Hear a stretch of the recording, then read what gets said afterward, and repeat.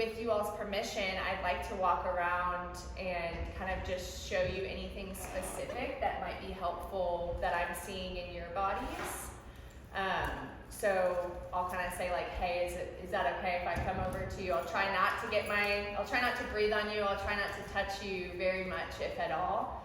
But sometimes just having that little bit of a private feedback can be even more helpful than anything I could ever try to conceptualize for you with my words. Okay? Woohoo! We're rolling. So let's go with biomechanics first.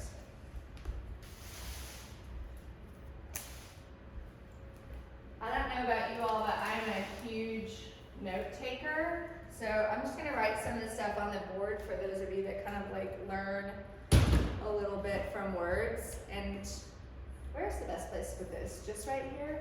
Maybe so, yeah. Over here by Dawn? Wherever people can see it, I might move this over. It seems like that might be the most steady. I'm happy to hold it too. No, I'll do it here. Sorry, Claire. You're fine. You're fine.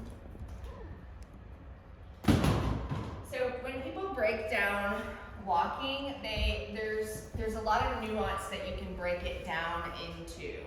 I think that people break it down to even like 20 or more little micro actions that happen inside of it. And you can find a lot of that information really in depth. We're not going to go that in depth today, so I wanted this for you all to be more about going out and feeling it and doing it than it is about the science of it. But I will break it down for you into the two main phases, which is stance phase and swing phase. I'm just on stance and swing. So we've got, I said we're bipedal eights, we're two-step eights. And we've got a point in the gait cycle where we're stepping onto one leg and it's becoming the stance leg. It's taking the weight of the body. And then the second part's the part where this swings, right? So there's a couple of different things that are really interesting about this. I want to give you just like walking on flat ground first and what happens there, and then I'll give you a couple of nuances. So when you step onto your stance leg, if you're walking on flat ground, there's a lot of debate about this, where you're supposed to strike at. I think in the 90s and the 80s, they mostly, my first research when people started talking about it, we all started saying heel strike. So there's this idea that when you walk, you're supposed to hit your heel down first. And that's not what people are saying anymore.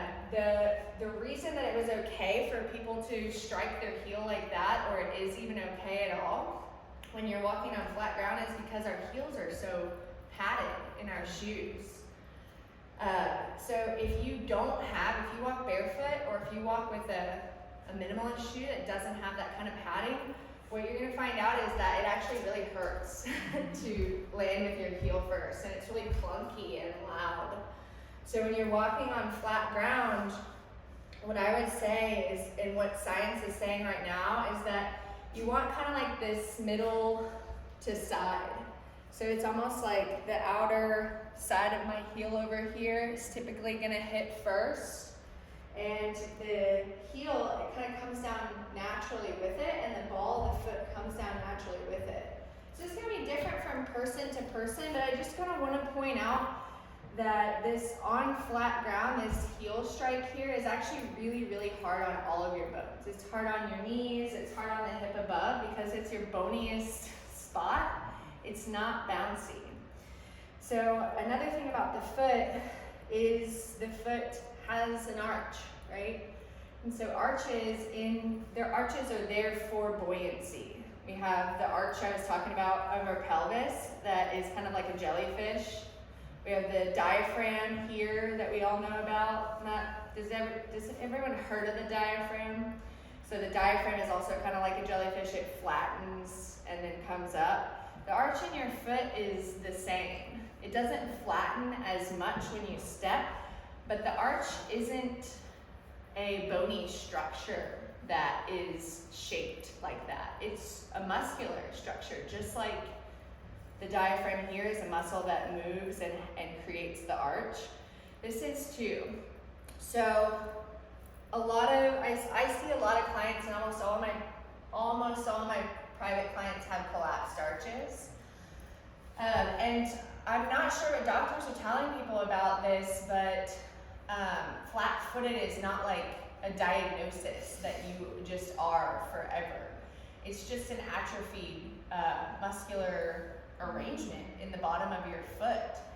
And so what you'll find as you start to work with your feet and do these correctives that I'll give you is that over time, and I've seen it happen in less than 4 months in a client who really got interested in it, you will grow the muscles that will support the arch of your foot. And so that's really exciting to me. I love watching it happen. There's 26 bones in your foot. Each bone has a different, it's called an articulation, which means it kind of moves with another bone. So in addition to them being 26 little bones, they also have a component where they attach to another bone, and that's a place that we want to see movement too, and strength around each one of those joints too. And so I'm not going to go too deep into shoes, but when you put a shoe on your foot, it's going to affect the way that your foot lands. And the closer your shoe is to how it actually feels walking barefoot, the more likely you are to have your foot actually be able to land on the side and to have this arch be able to catch the weight of that landing. Like an arch in a building keeps things able to move from side to side, so that if it was all square, it would just kind of fall. That's the same thing that this arch does. And so if you step in a shoe that has an arch underneath it and it doesn't allow your arch to negotiate all those changes in weight and changes in where your body is in space, then those muscles will atrophy because they're not being used. So I'm just going to stop there because that's kind of a lot, and see if anyone has any questions. And then I'll go through a little bit more of the walk cycle. If you're used to like a heavy arch shoe that doesn't give you that mobility, so you're having atrophy here, like, is just doing the exercises you're gonna teach us the best way to like transition to a more barefoot style shoe? Or so before you switch over to a minimalist shoe, I would definitely recommend spending a while with these correctives. Transitioning too quickly is kind of like, if you think of your shoe as like a cast, it's keeping your feet safe from the ground. It's keeping your muscles from just kind of absorbing the effort that your muscles in your foot would have to make. It would be like going to try to do a plank or a push-up right after you get your wrist, like a cast from your wrist off. You guys have seen you get a cast on your arm, and then you have this like I had a cast on this arm 8 years ago, and it's still smaller than this arm. So in a certain point, that atrophy made a really big difference. And so just like you wouldn't go do a push-up on a freshly uncasted wrist, that's the same with your foot. So if you haven't spent a lot of time barefoot, there is to a certain extent your feet are quite atrophied. And so you do want to spend time waking them up before you go on a through hike in minimalist footwear. Yeah, good question. Anything else? That was your question too? Yeah, so we're in the biomechanics of this now, and we've kind of just gotten to part of the foot in the stance phase. So when I'm walking and I step my foot forward, another thing that happens is my shin moves a little bit. So when it's back here, my whole leg's kind of externally rotated, and as I land and plant my front foot, my shin needs to move and kind of internally rotate. So I'm making it happen right now. You shouldn't have to think about it. I love that James said that before, like, I know I shouldn't have to think about it. You really shouldn't have to think about it when you walk. And you won't if you spend some time with these correctives and find out the ones that feel in your body, the ones that are really important to you. You shouldn't have to think about it. But this happens, the whole leg starts to rotate in a little bit. And as this happens, my body starts to move forward. So I'm gonna try to slow this down and do it several times so that you can see what happens in the stance phase with the whole body. So my leg is starting to spin internally, and it's pulling this side of my arm forward. That's why when people step, it's this side actually. When people step, it swings forward. So when we step forward, we're getting a spiral line from this leg. It's just kind of spinning me as that foot plants, and I'm here. So I'm just gonna show y'all. Actually, come up and do this with me for a second and see in yourself what I'm talking about. So if I just try to describe it on my own, I'm just gonna get it wrong because it's very complex. So as you step forward, your opposite arm swings forward. Just step forward and backwards a couple times. So you can rock from front to back. You feel how if everyone's on their right leg, when your right leg goes forward, your left arm kind of wants to swing forward. Can you feel that? So you guys loosen up your arms a little bit and see if you can get them to really swing as you step from front to back. And I'm just kind of rocking like a teeter-totter. You can actually step all the way from front to back if you'd like. Yeah, so in this stance phase, you've got this whole, it's called contralateral. Are you all familiar with that word? It's where the sides of your body do opposite things. So as I'm in my stance phase, it's about to be, this standing leg's about to be behind me, right? In the stance phase, we're breaking it down into the tiniest millisecond. And so since this leg is going behind, my opposite arm's gonna come forward to kind of counterbalance. This is something that doesn't happen in a lot of people. Do you guys see people walking like kind of stiff, right? So stiff walking is something that's gonna prevent this from happening. Ooh. Scooters. Scoot. Yeah.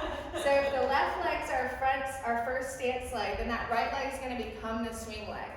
So you guys just see if you can kind of feel, we're still doing the same thing we just did, but instead of feeling the stance leg, can you feel the swing leg for a second? So in this swing phase, there's a couple things that happen. The first thing that happens that's actually, as it pertains to the foot, most often lost in people, is that this back foot actually kicks off. So slow that down for a second and see if you can feel that point where what will happen is your foot will kind of roll a little bit on the outer edge, because in the center you have an arch, so that's not usually touching the ground unless you have more flat feet, which is fine. Glad you're here. You can help with that. And the pinky toe will leave the ground, and then the middle toes will leave the ground, and then the big toe mound and the big toe are the last thing to leave the ground, and there's a push that happens. So if you don't feel that push, that's totally normal for people right now. There's a tiny little action that we're going to train today that gets kind of weak in people when they're wearing shoes, and it's literally this action right here. I'm just pushing the ball of my big toe forward, but this is as far as your foot is concerned, the main thing that happens that allows you to jump. So if you guys feel like you want to take a little jump and feel kind of a bounce, you'll find that bounce, the last thing to leave the ground is that part that I'm talking about. I'm showing you on your big toe mound. So that's kind of what gets me in my ups. Yeah. So we're definitely going to train that today. And that's another thing that's in addition to the arch in most of the clients that I see that's missing is this little action right here.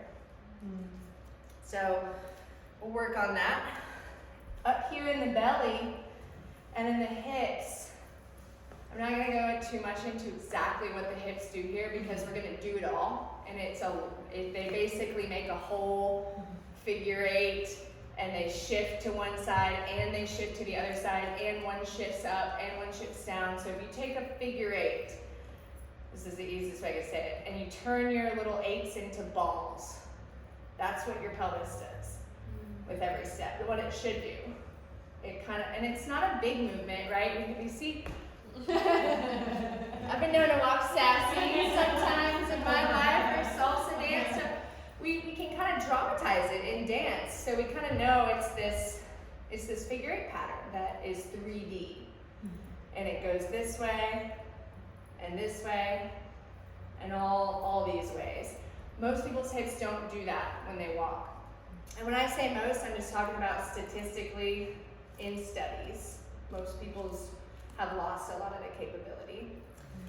The belly, as the hips do that, the belly kind of traverses sideways.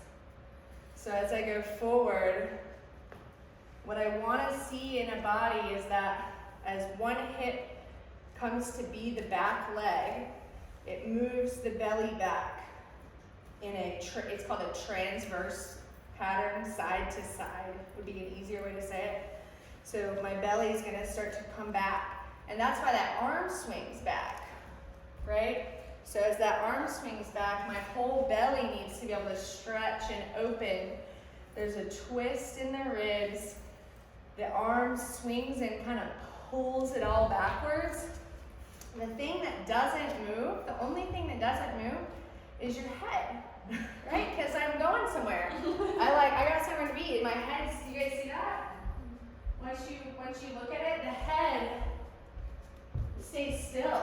Eyes on the prize. We're going somewhere. Like, if you watch a cheetah run in slow-mo, there's like all this gigantic movement everywhere else, and then the head's just like going for it. It's true. So the reason is really because we're going somewhere. When we're walking, we're looking somewhere, we're going towards it, and that keeps our brain from getting sloshed around so much, right? It's like stabilizing our head, but it's also just keeping us focused on where we're going. Yeah. So it's a lot. That's like, if you were doing the math there, I didn't say a whole lot about the thighs. They do basically the same thing as the shin. Another thing I kind of skipped over is your knee goes from flexion to extension. So here's knee flexion here, and when I'm going forward, when I go to swing my leg forward, it's not just like, right? But you'll see, you guys see people walk like this? You really will, especially if you go into an old folks home, you'll see all of these different ways that you don't want to walk, like dramatized. You will find it. So, there's knee extension. Another really important one is hip flexion. And it's really not big when you're walking on flat ground. You see that the flexion would be making this angle smaller here. It's not a lot of degrees of flexion here. But still, if my hips aren't doing that flexion, somewhere else in my body is going to do it for me. For the hips, they're going to pick up the slack. So even though it's not a lot of flexion, it's still a really important component.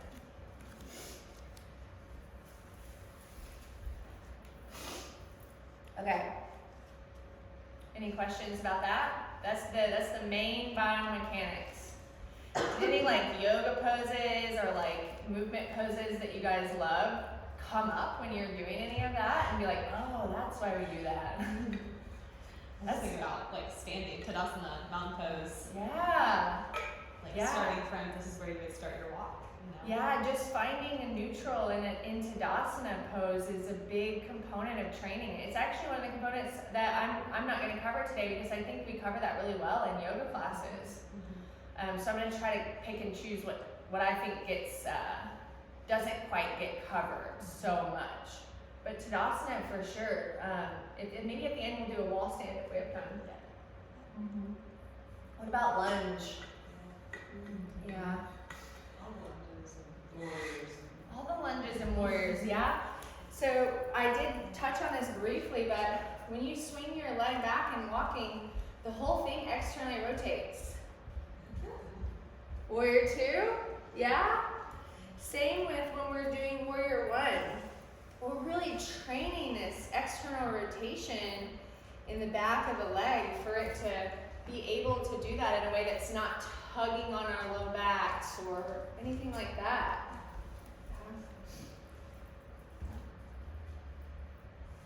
Anyone else? Okay, so I I think that pretty much covers what the biomechanics of what I want to give on that. You can really, like I said, you can break it down like we just did. I kind of broke it down into the 20 ways, but it's just stance phase and swing phase. We can get a lot out of remembering that paradigm. Just quickly, you were saying that landing on the outside of the foot a little bit. So, oh, that is something I want to tell you. My foot rolls inside, so I'm not sure. Uh-huh. But it's So, different. when you land on your foot, the optimal way when you're walking on flat ground is going to be that the outside of the arch is what lands.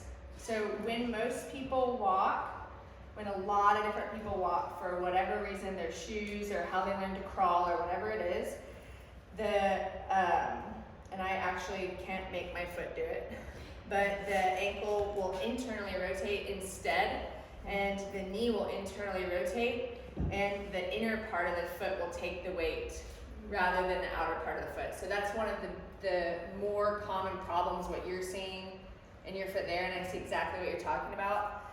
That's called pronation.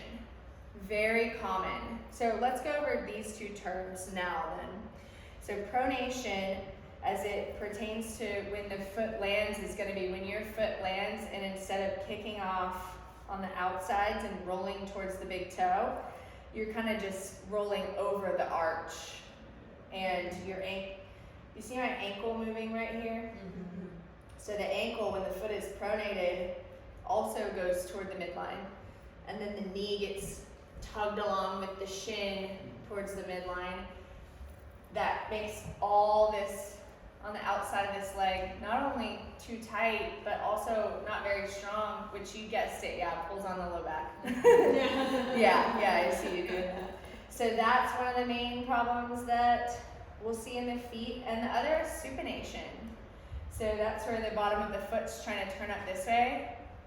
My right foot supinates a little bit. You're not a machine, you're never gonna be perfect. So when I go to step, the outer part of my right ankle takes more of the brunt. And this affects my low back and everything as well. So it is something that I work on. Let me talk about going uphill and downhill as well. And let me get something kind of wedgy. A block? Well, actually, I do want to get blocks for everyone anyways. And I'll just use this. Okay, that's okay. So when you're going uphill, I can kind of demonstrate it without a block or without a wedge. When you're going uphill, your heel actually is the thing that's closest to the ground, unless you're gonna swing and take a huge step. So when you're going uphill, you're gonna find, and this is biomechanically, it is optimal that your heel will strike the ground, but it's not gonna strike the same as it would if I'm ka-chunk, if I have all this way for my foot to go. Because even if I'm just on a small incline, when my foot hits the ground, when my heel hits, my toe's almost already to the ground. Mm-hmm. So this means when you're walking uphill, you'll find often that your heel is gonna be the thing to hit first. What you wanna try to find, and these correctives will help with this, is that when you go to take your other step uphill, what happens for most people, and I actually really wish I have wedges, so you may go to find that one. When you go to step uphill, this is a very steep hill I'm on, is what will happen is you won't be able to get a kickoff, because if the calves and the hamstrings and everything are too tight, then instead of letting your heel make contact with the ground, you're very likely to stay on your toes. Mm-hmm. Have you all ever noticed that when you're hiking and you're going uphill, people will be really on their toes because it's requiring their calves to be open for them to keep their heel off the ground. And if they're already on their toes, then there's no kickoff.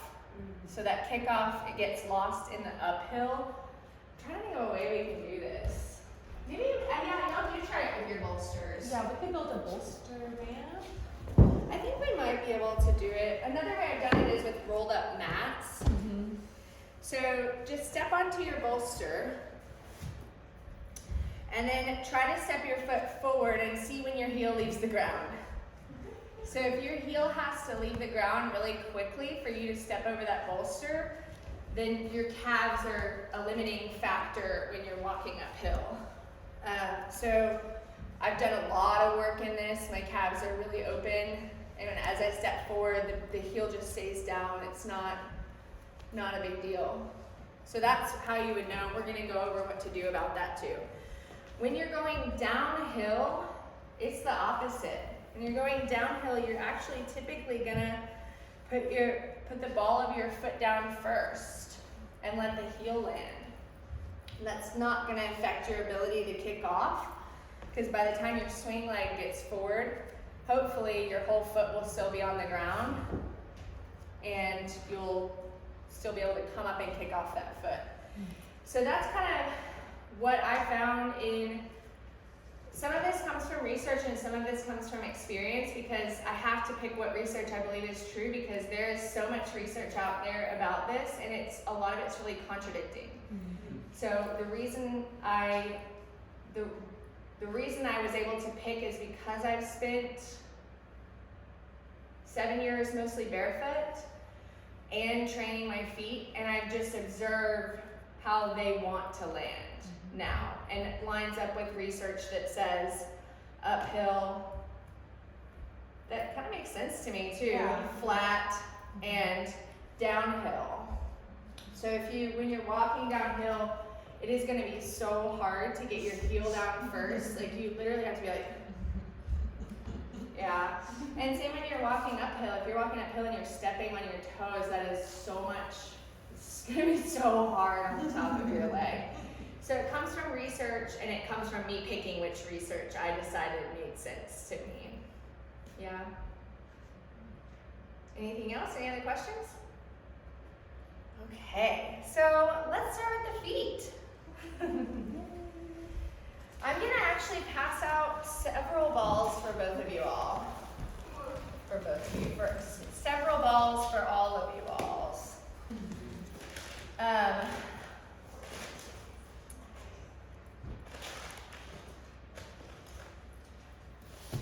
So everyone grab a lacrosse ball for sure. Thank you. Thank you.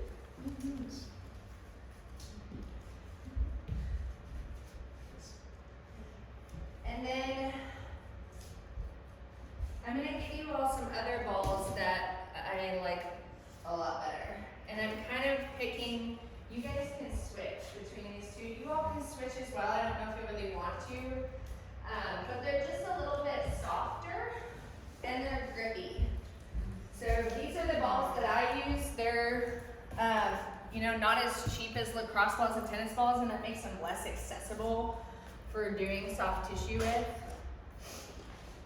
But they do work better. They are worth it. So those are called yoga tune-up balls. I gave you a really little one because you said you actually have foot pain, and you said you don't, so that's why I picked that one. I'm gonna put these two balls up here for you all to pick and choose and share, and then that one for you, and then everyone's got a course ball. So we're gonna just do all the soft tissue first. We're gonna go through all the soft tissue you need in the whole body. There's a couple reasons that we're starting with soft tissue. Soft tissue rolling helps turn on your neurological map of the area. So it gets your brain to feel that area. It's just like when you touch something, if I rub, the inclination to rub pain when it hurts, you're like, all right. So there's also an analgesic property to touch. It literally makes pain feel better just to touch something. That comes up in any study about touch you're gonna find.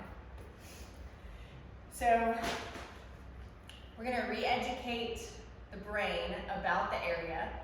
When we touch it with soft tissue, we'll be sending hydration to the area, potentially allowing any adhesions in the area to break up and just kind of start circulating better through the system. Another thing we can do is muscles that are held really tense and held really tight, we can help them to relax through soft tissue. And then there's also a component of soft tissue that we can work with if muscles are long, but still tight, which is a thing. You can have like a very strong hamstring that's still held tense, that you can bring some more appropriate strength to that area. Yeah. Can you add anything to that? No, all that's really good. Tight and taut. A lot of people assume Yes, things are sir. shortened because they feel tense, but a lot of times they're stretched out. Yeah, so a good example of that is a place we're not going to touch on for a second, but just to make this concept make sense to you all, is between people's shoulder blades a lot of the time, because we're kind of rounded forward a lot. This area between the shoulder blades right here can tend to be long, but yet it's holding the weight of everything in front of it, so it's tense. So it's a tight muscle that's not short, is what he's saying. So the alternative to that, or the inverse of that, is a muscle that's short, but it's not strong. And that would mostly be hip flexors. So we think like, oh, I've got, my hip flexors are tense, they must be like so strong. It's not the case. They're actually short. They're held short passively a lot of the time because we're sitting in chairs and our feet are just resting on the ground, and so they're not having to work, but they're also not stretched. They're shortened and they're held tense, or they're shortened and held tense at the same time, but they're not strong there. They can't do anything there. They're just tense. Yeah, so we're gonna work with a lot of things that we're working with muscles that are like that in real time. Yeah.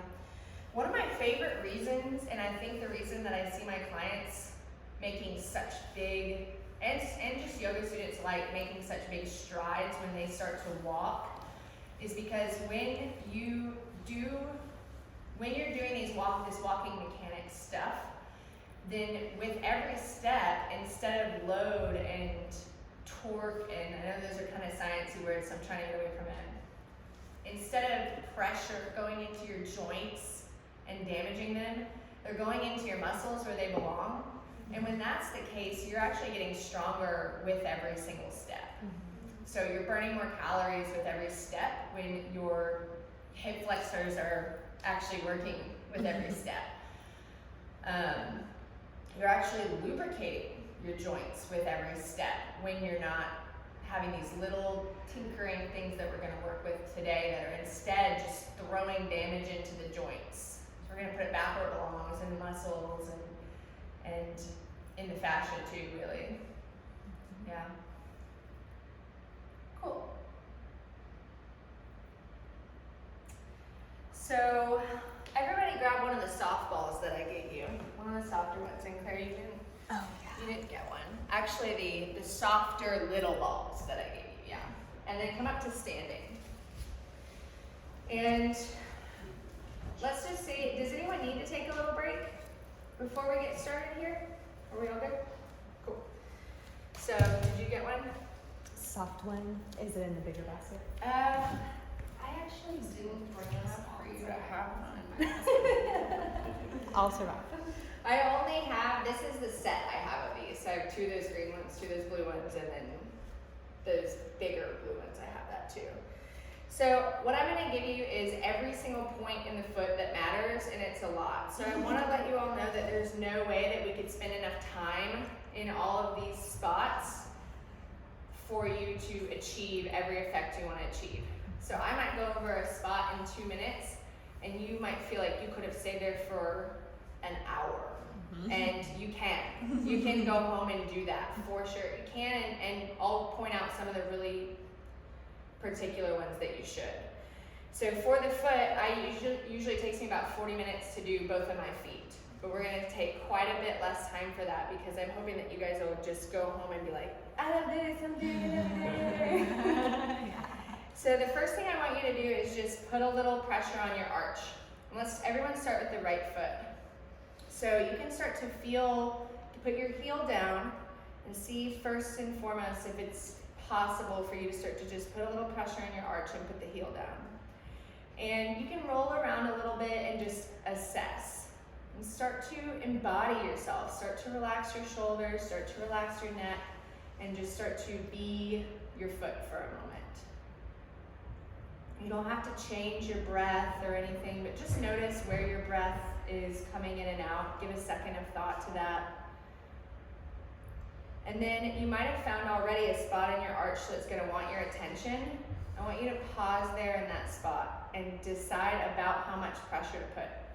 So Miss Kelsey, you have the softest ball. You and the other with the green ball, that is the softest ball. You can really put your whole weight on that potentially, and should be able to just like step directly onto it and put your weight onto it. So as you stay there in that moment with that spot that you found in your arch, you're just looking for a sensation change. It's one of the things in soft tissue that lets you know that you can move on a little bit. So like, oh, that area, it felt really dense, and now it kind of feels like it's soft. You don't want to stay in one spot putting pressure on it as a general rule for soft tissue practice for more than 90 seconds. If you haven't made change that quickly, you want to see a professional manual therapist. It's such a shame. Yeah. My professional manual therapist. Exactly. Yeah. When you're messing with your own stuff, that's just a general rule of thumb to keep you safe. So after you play with the arch a little bit, and there might be a bunch of spots in there for you, I want you to go over to the right edge of your foot.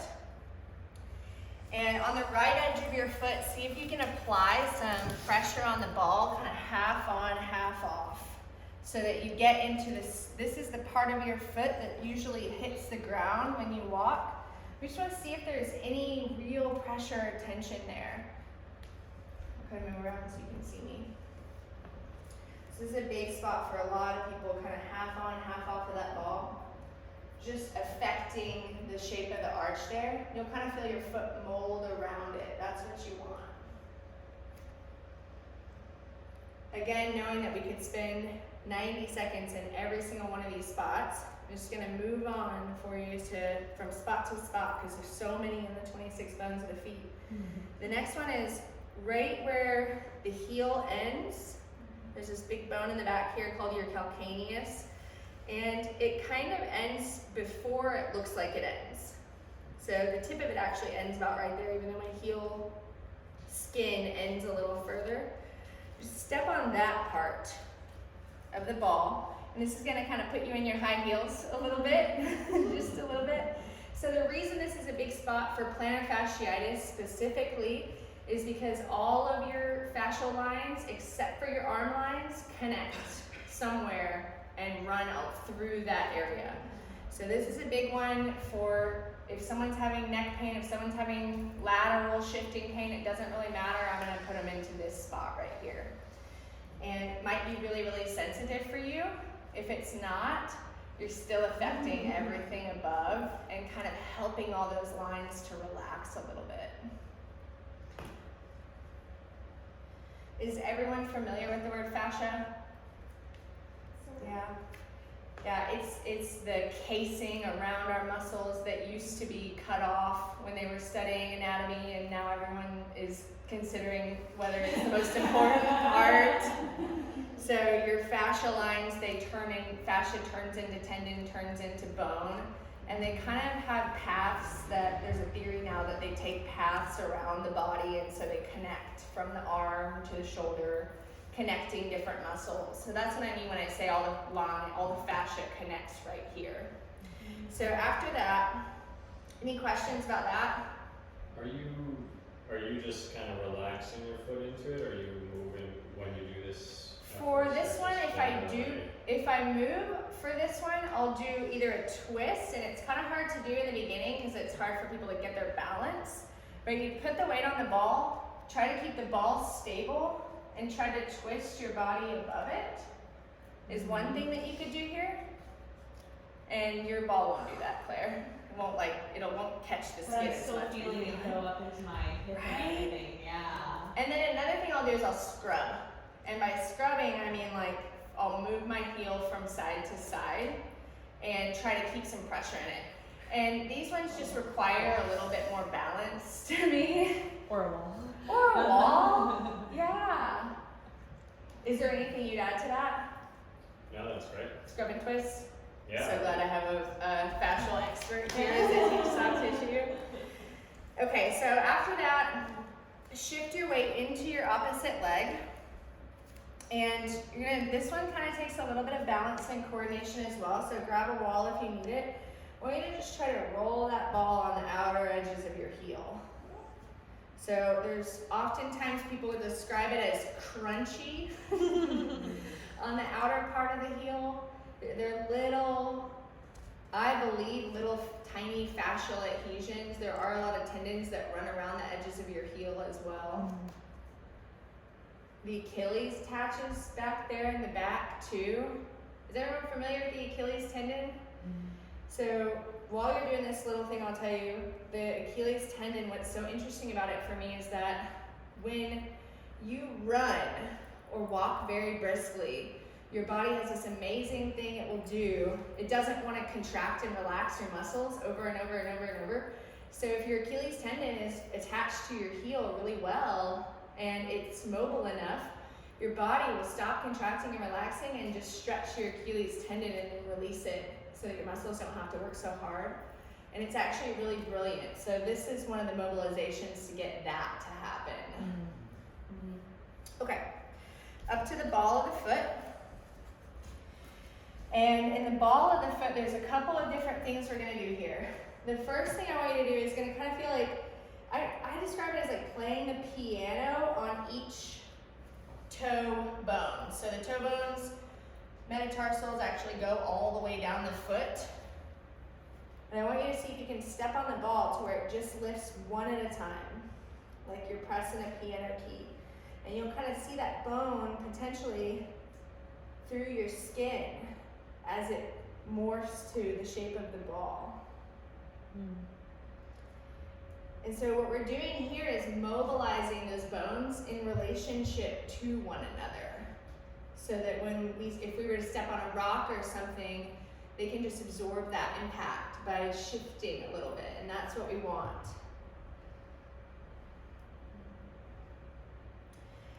So the next thing we'll do on the ball of the foot is go over to the big toe side and go kind of part on your foot, kind of part off your foot, like we did before, and then I want you to try to extend and spread your toes. It should be kind of challenging because you're pinning down the muscle that makes it extend and spread. But for those of you who have hammer toes and bunions and are thinking about getting those removed, you don't have to get those removed. You can actually just move your bones back into alignment by working on these little techniques. And I've seen it happen in real time with clients, so it's actually really, really cool. So the other one is going to be over on the pinky toe side, and I'll just kind of keep walking back and forth and showing you this. And it's the same thing. I'm just going to pin that half on, half off of the foot on the pinky toe side. Try to lift and spread on my toes. Tiny Olympics. Haley, how much should the pinky toe be able to like move and? You should be able to move out pretty far. Yeah, it's a pretty little. I feel like mine's dead. It's really normal. Yeah, it's really normal. The pinky toe, I don't know if you can see on mine, but it moves just about as far as the big toe moves out. On me, I have a very funny toe, so I feel like mine's not the one to look at. It's like it's not a cute toe. But this one you can see a little bit more. It should move a little past the edge of the foot. Oh, that's hard. Most people don't move at all when they do this for the first time, but it's more of a neurological thing. Yeah, totally. So a big part of this is just brain mapping. Your brain's like, I didn't know you could do that. I didn't know you could do that. But then you eventually won't have to tell it to do that over and over. It'll just know. It'll write that new pathway, just like when you heal from anything else or you get any new habit in place. So the next one is more about ankle mobility than it is about soft tissue release. What I want you to do is use the round shape of this ball to, what we were talking about earlier, pronate your foot and ankle and supinate it. So you might want the lacrosse ball for this because the stickiness helps. So with your heel down, and see if you can keep a little bit of that lift in your toes. They're gonna wanna kind of curl down and grip the ball. Just resist that, just for now. And get a little lift in your toes. And see if you can keep your heel down and pronate to the inside and supinate to the outside. So this is that action I was talking about, that the stance phase and the swing phase, it goes all the way through the pronation and supination cycle, which affects all the way up the leg. So there is a little part when you kick off of your big toe mound, it rolls to that internal. It pronates a little bit. And when it lands, like Randy, you were saying, like, should it really land over here? Like, it should. And then it should spin over here at the end. So it's this beautiful spiral that happens when the foot lands, that's like foot lands, and it's kind of supinated, and then all the toesies land, and then it pronates, then it kicks off. It goes through its whole range, which is really interesting with every step. So this is where I like to train that. Now you can actually, is there a question? No, just saying, good. Doesn't that feel good? Yeah. So you can actually make this an entire leg and hip internal and external. Internal would be towards the midline and external is away from the midline movement as well. If you start, okay, well right now my ankle's moving, what happens if I let my whole shin move with it and I try to move my knee? And then what if I keep my spine still and pelvis kind of still, and I see if I can get my whole thigh bone to roll with it? And when you do this, then this is exactly what your leg does in walking. This little kind of flossing all the way up here. So I really like this one. All right. So next one is for the toes. Your foot is for when it, let's all do a little Tai Chi twist. Let's just shake it out. You getting kind of tense staring at your feet. It feels like a foot workout. Yeah, the mini Olympics. It's good, it's good. So we'll do the second foot a little bit shorter in time, just to kind of make sure that you guys get all the information today. So everyone did do the left foot? Right foot. Everyone did the right? Okay. So for the toes, first thing I'm gonna do, you might have to bend down, is get just your big toe on your ball and the whole ball of your foot down. So this is where you two that have the bigger blue balls might want to go to the lacrosse ball because it's going to be harder for you to get your big toe up on the taller ball. So Stretch. yeah, big stretch. So for some people, it's actually really hard to get that big toe on and to get the ball of their foot down. And you can kind of make it a bit easier by moving the ball away from your foot more. So moving it towards your foot more or away more. But what you want to be able to do here is a couple of crushes. So you crush the ball. It's like 5 to 10 crushes with the ball. The soles of your feet are likely to cramp when you're doing these little crushes. And then with your left leg, step forward a little bit or match. So you can start by just matching your feet, and then as you move into this more and you go home and you're doing it all the time and you want to progress, you can step way in front. And then from there, I want you to lift your heel and just keep the big toe down, keep the ball of your foot down, keep all that down.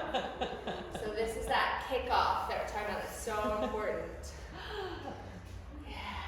And it's the one I said that it's lost on almost everyone. Like, if you haven't been doing these little exercises or running around barefoot for a while, you probably have a lot of tightness here. So I like to do like 10 to 15 of these and then just stay. And as you progress that more, you can step forward more, or you can try to catch your balance here, up on there. Take a couple easy breaths, wiggle it out. Makes some people nauseous. Interesting. Yeah. Because there's a lot of, I mean, I know this isn't about acupressure, but there's a lot of those points there, right, that refer out. So. Yeah, James, do you do reflexology? I do not. Okay, I had a reflexology massage the other day, and I felt like my whole body was like deep tissue massage. There is so much in the hands and feet. The last one is the 3 middle toes. And this is most likely even tighter than big toe. Yeah. So just, if it's already tight, and it would be enough here to just get your pinky toe down. See if you can ground your big toe and pinky toe down, do some crushes.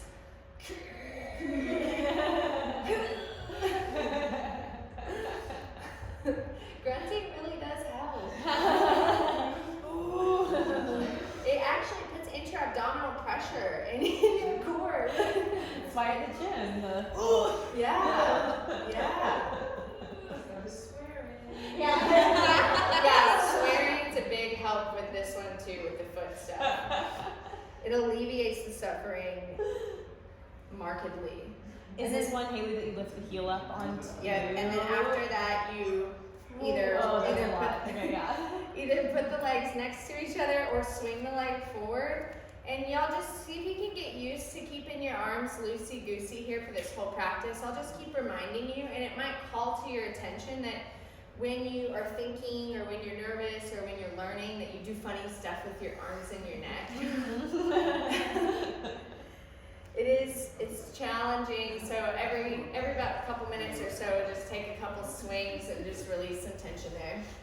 So yeah, big 3 middle toes are done exactly the same way, exactly the same progression, and we're progressing to just being able to have them on there. So I'm gonna add this as a little aside. We're not gonna spend a lot of time with it today. This is like the last thing that I would work on in my practice is trying to get, and I'm still working on this, I have to hold the other toes down, is trying to get the big toe to lift and be its own person, its own neurological connection to be able to move by itself, because it is the last thing to leave the ground. So after I do all that, I'll sit here and I'll start right by just moving the big toe, and then I'll try to see if I can just lift the big toe and the second toe, and then I'll see if I can just lift the big toe second and third, and then I'll kind of go into these little rainbows. Very dance with you, James. Yeah, James has definitely done this more times than me. It's amazing. Woo! Look at those toes. Yeah, so consider that like flossing. All those 26 bones need to get movement in all different directions.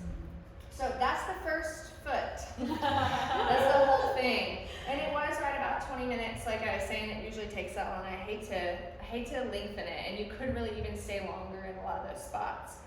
So what I want to do is take the next foot in silence, and everyone just kind of break it up into the arch, the heel, the pronation and supination, and the toes. And what we'll do is just kind of think about, if you have any questions for the practice that you're doing right now that you want to remember, just holler them out and ask them. And otherwise, we might just talk about it at the end, so that you guys can really spend this time actually embodying your foot and investigating this super playful yet really useful, like hard worker of your body.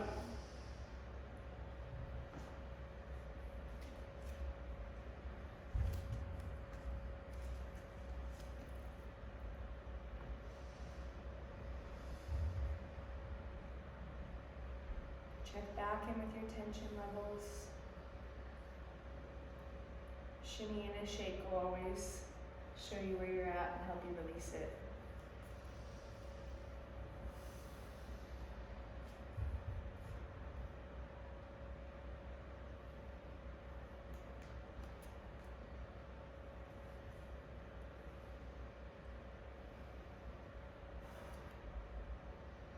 So I want to point out one thing that you guys might have noticed, which is that I didn't really spend a lot of time rolling around, just like kind of like this.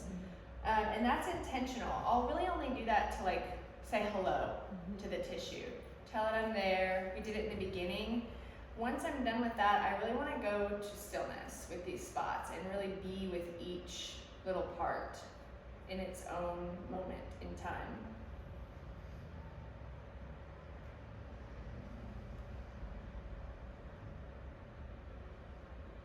Soften your jaw.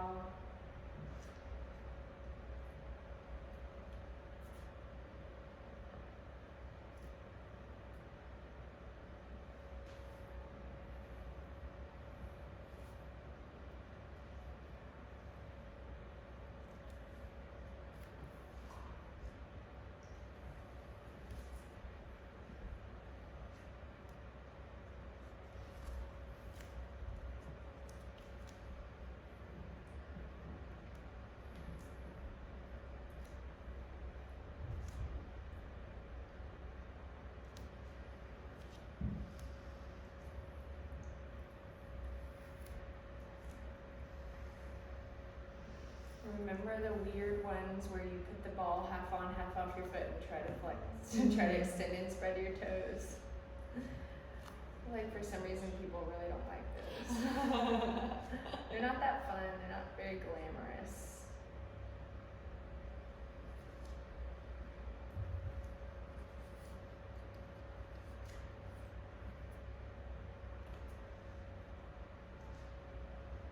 Check in with your tension levels again and see if just a shimmy or a shake would make you more relaxed. If you're one day feeling quite tired and want this to be more restful, you could just lean your whole body against a wall and do it. Or if you're, when I've worked with elderly clients, I have them do this in a chair, seated first, and then I would have them lean against a wall beforehand if anyone ever wants to share this with family members.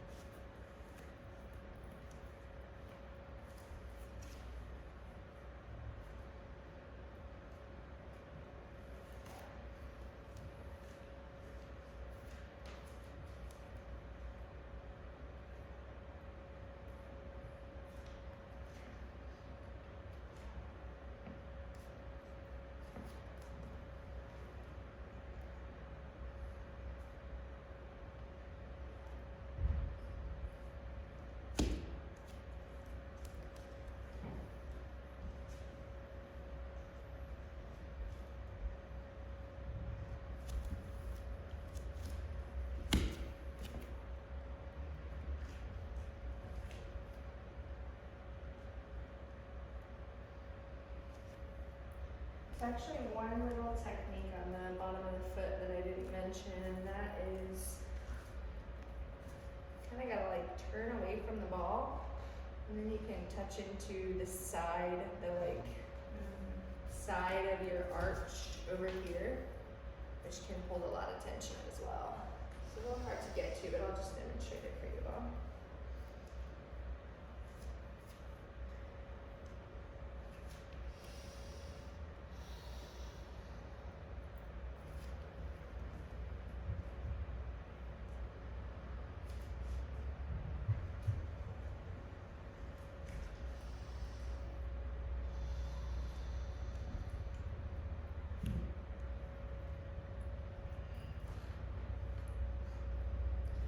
One thing I'm seeing I want to point out to you all as well is that when you've got the arch on the ball of the foot, see if you can at least spend a little bit of time trying to lift and spread your toes.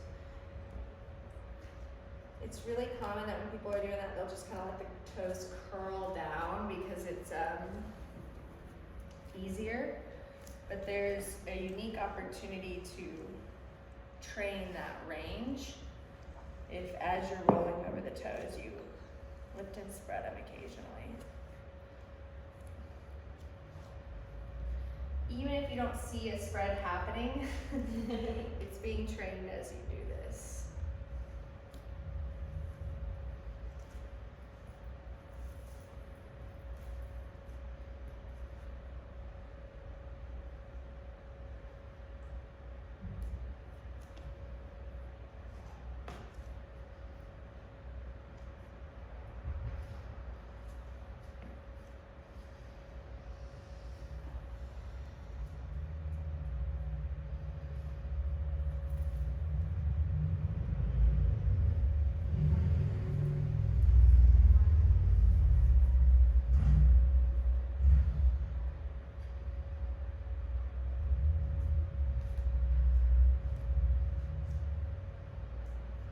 Okay, so finish up your last bit, take about another minute. Think of any questions that you have or anything you want to share about what you feel in your feet after this movement, and then we'll move on.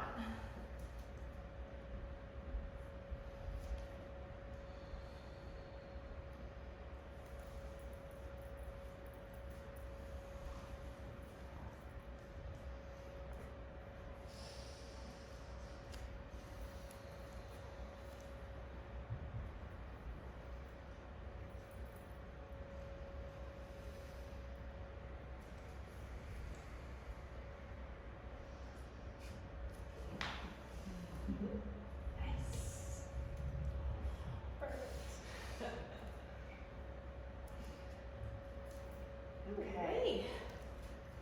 Yeah. So that is really like the most long, thorough, soft tissue of the feet way to do it that I know of.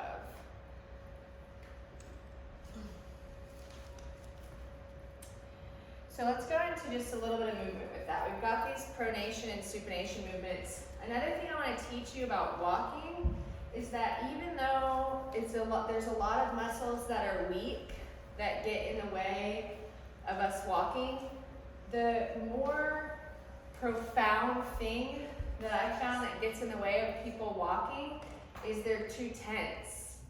Because walking, like you were talking about earlier, is like this spiral thing. We have one foot going internal and external, and it moves the shin, and it moves the leg, and that moves the pelvis, and that moves the tummy, and that moves the rib cage, and so everything moves. And if something is tight along the chain, then whatever is above it is going to be affected by that.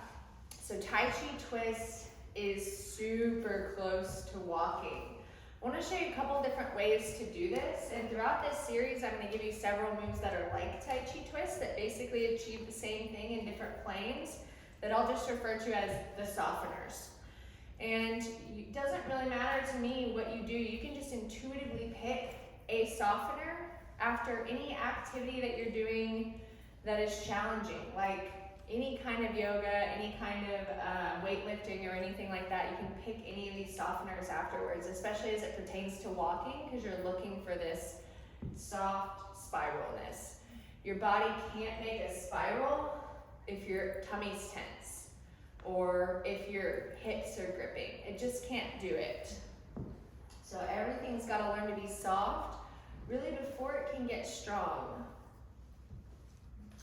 So in this first Tai Chi twist, we're going to use this pronation and supination to drive the move.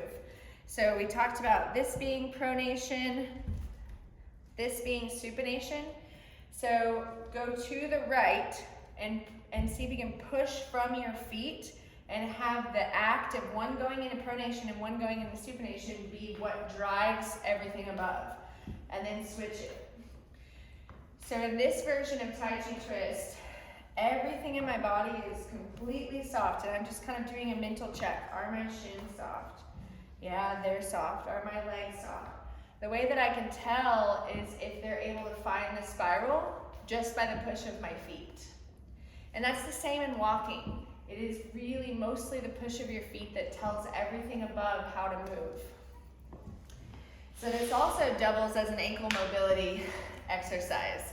Ankles are really big, aside from feet, part of what gets people off of a hiking trail or not finishing a through hike or not able to walk more than a mile or two, is the ankles not being able to pronate and supinate with the feet.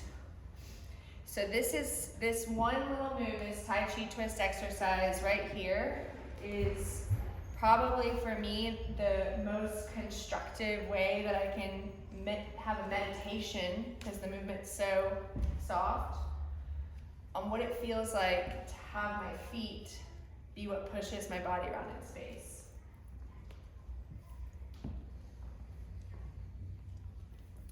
Okay, so other ways we could do this, we could do it from the hips. So we said the hips have to spiral too. So your feet can still move around. They can still pronate and supinate if you want.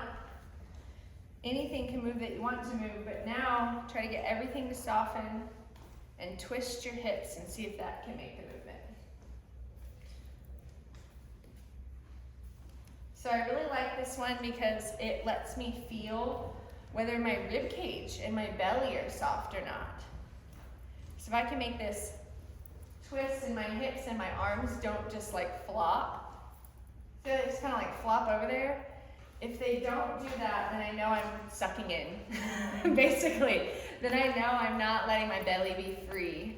And so that kind of helps me gauge, because sucking in is such a ingrained thing in many of us. It helps me gauge whether I'm sucking in and whether that's actually limiting me in my movement. Yeah. So the next one is armlet. So in armlet, everything gets to be soft, and the arms, whoop, try to reach around, and they move the whole body around in space. And as it pertains to walking, this I would consider to be the best warm-up for getting your ribs to twist like they should in walking.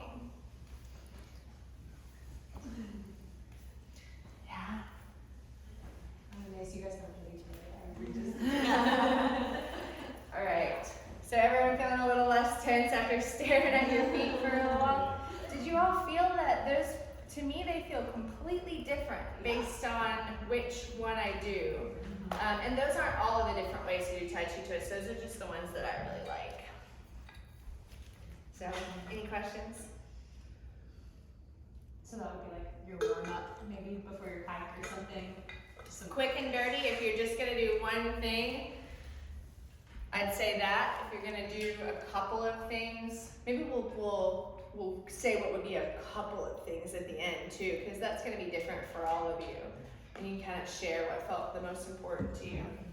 But yeah, if I had 5 minutes before a hike to go warm up, I would do like a minute and a half in each one of those. And you're, even weight distribution, understand that, is that right, or When, well, let's go over that right now. I was gonna say, but we can go over that right now.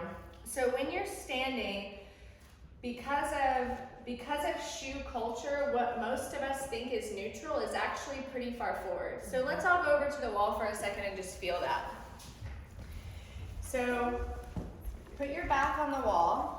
We'll just make this a really simple version of a wall stand and just kind of say as an aside that this could be a whole class as well. And you can kind of step your feet like an inch or so away from the wall, and the reason is because some people have big booties. And if you do have a big booty, then there's a chance that it's gonna make you think that you need to lean back way more than you do. But what you wanna feel in a wall stand with your feet like an inch or two away from the wall, depending on booty size, is that you can feel your tailbone on the wall, and you cannot feel your low back on the wall. So there's a little space there, but you can feel your low ribs on the wall. And you can reach and touch your low ribs, and you'll be like, whoa, those are not on the wall. For 99.9% of our population, they're not on the wall. And then you also want to feel a space between your shoulder blades on the wall. And then you want to feel the back of your skull, not like the top up here, but this most protruding part right here. You want to feel that on the wall. And that's the other thing that's pretty challenging for this. And then you want to relax. Yeah. Yeah, so this is we're going to try to cover a little bit of this, but probably what most of you all felt here is that you had to keep shifting back and back and back and back and shifting everything back. And the reason is because of, and you guys can go ahead and come back to your mats.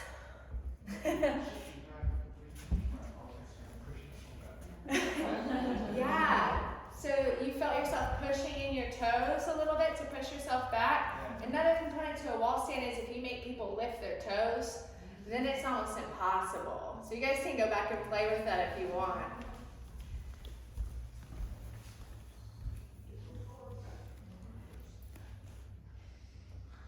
And the shoulders relax. A lot of the times when we try to press the ribs back between the shoulder blades are like, oh, I can help. Like, I'll just round and reach forward. So we're gonna try not to round forward.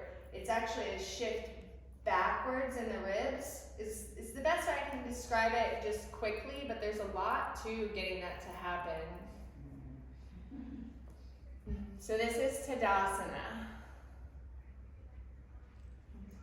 And then see if you can breathe into the space between your ribs and into your side ribs. And see if you can relax your face.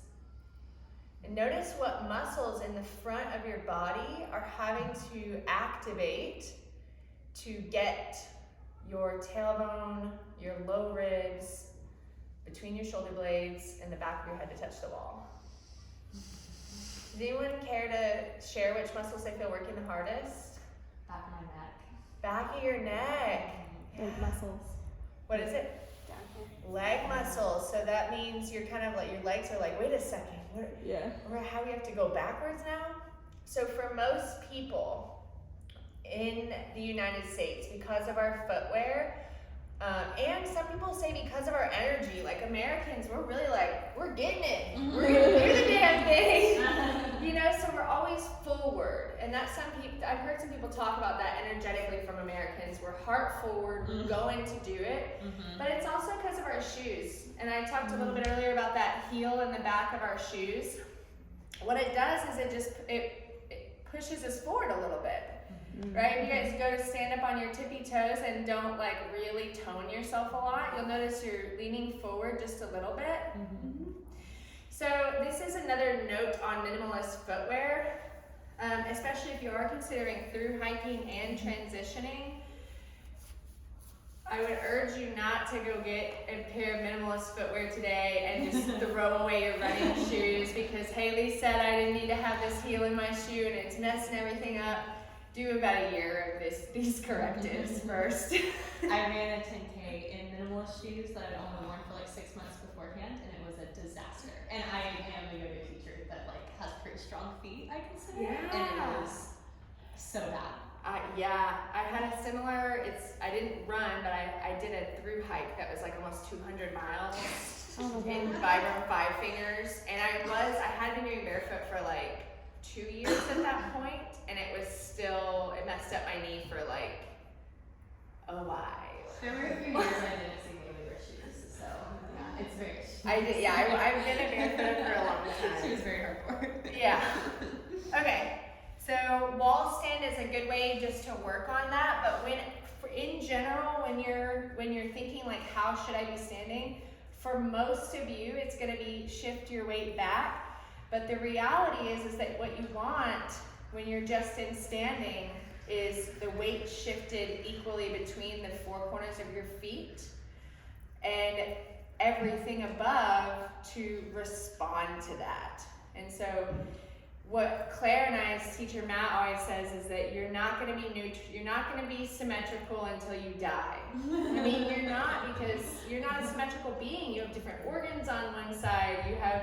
You might have bowel stuff that you have more that settles over here and more that settles over here, and you've got a heart that's not in the middle, so you're never going to be symmetrical, and it's an unachievable goal.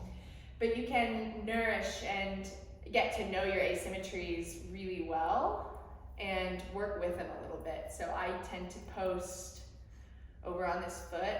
So when you guys try to balance your weight equally between the four corners of your feet, you might notice most of you have to shift back and then shift from right to left.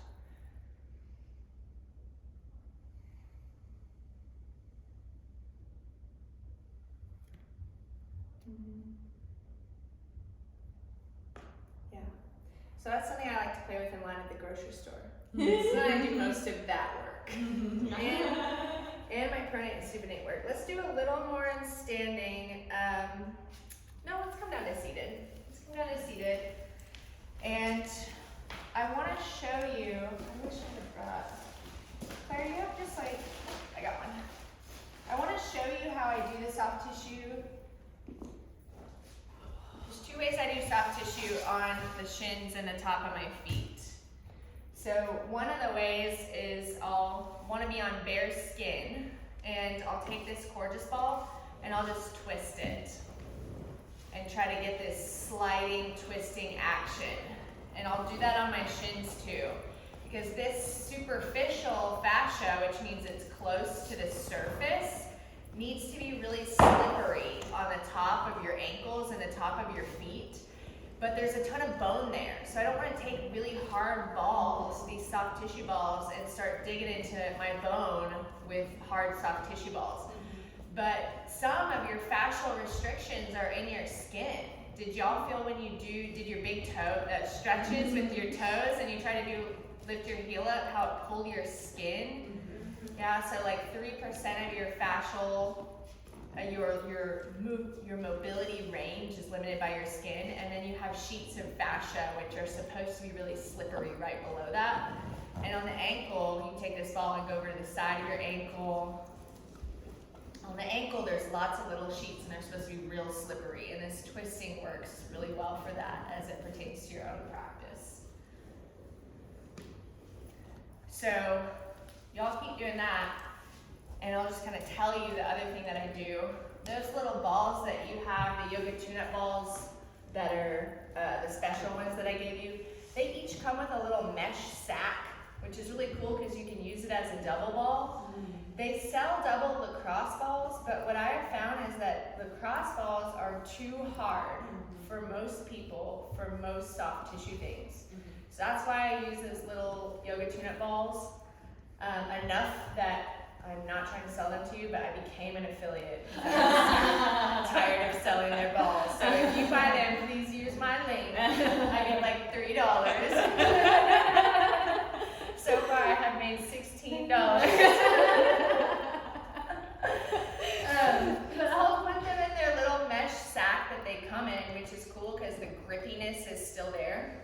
And there'll be a double ball at that point. And I'll use that double ball in the sack on the top of my feet. So these won't do it super well, but that is how I do the top of my feet. I just pretend these are in a sack together. And that is how I do my deeper into the sides of my shin. And so I'll take those two balls together and I'll run them up and down my shin. So when I do that, I'm not really trying to just strip up and down, up and down, up and down. I'm still trying to pick a point, do a little twisting, add a little pressure, and look for a sensation change. And when I feel that sensation change, there are gonna be some of you who go home and you do soft tissue and you bruise yourself. So just, if you know that you love deep tissue, just remember that you're not a professional and set yourself a 90-second timer and commit to not staying in a spot just because it still feels yummy. But I see that on people on their shins quite a bit. But what you can do here with the double balls here is try to twist your foot a little bit, and that will move your fascia around and it'll scrub the ball. And the other thing you can do with the double balls is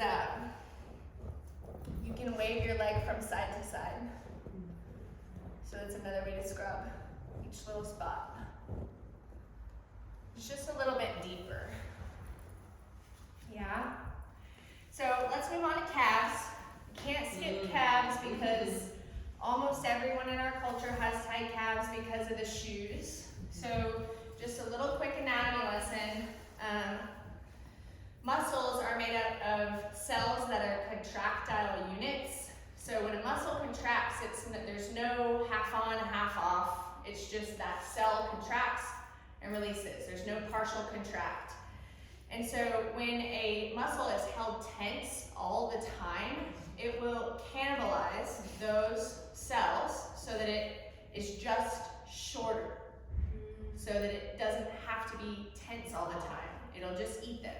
And so when you wear shoes, it's really smart. You're eating your calves? Yeah, shoes. If you have ever been put in a pair of shoes with heels, even 1 millimeter, your body has cannibalized a certain amount of the sarcomeres, is what they're called. They're the muscle cells that are in any muscle in your body. That's what they're made up of.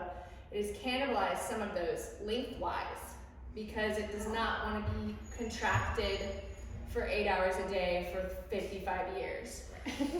So your calves are tight. And James, if I can ask you, for tight calves, I'm trying to remember, should we thrum from side to side or strip down? I almost want to say side to side. I go with the fibers. With the fibers, okay. That makes sense if we want to lengthen it. I always get that mixed up. If we want to lengthen it, we go with the fibers down. So I like to use a roller best for my calves. We've got a bunch here. Claire's got some we can pass out. Of course, yeah.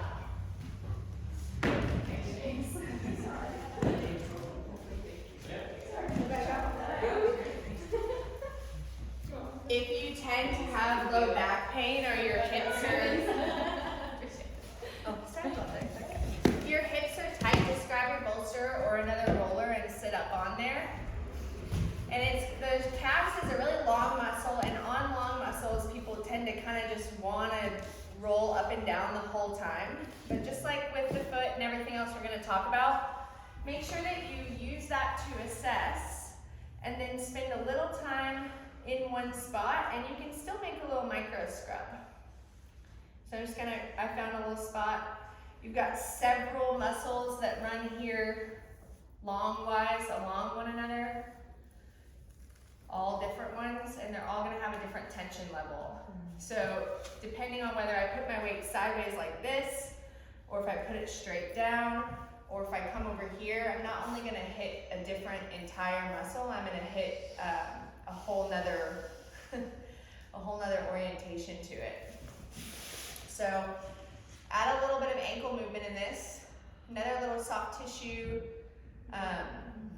rule. I want another guideline. I want another word besides rule that's not so like triggering for my levels. Suggestion. Suggestion. You can affect the fascia and the muscle and everything by moving the joint above or below. So if I'm working with my calf, now that we're getting past the foot, I can move my foot to affect all the muscles in my calf. I can flex, pull back the toes. Another big one that people don't train as much. This foot has gotten really popularized in a lot of functional movement, whereas like this is also a movement that we need our foot to be able to do. It's a hard point. It's what your foot's gonna do ultimately when it kicks off. Is this big, when you're jumping and running, this big contraction there. I see more people in my client work having problems with this. Than than this way, active yeah. foot.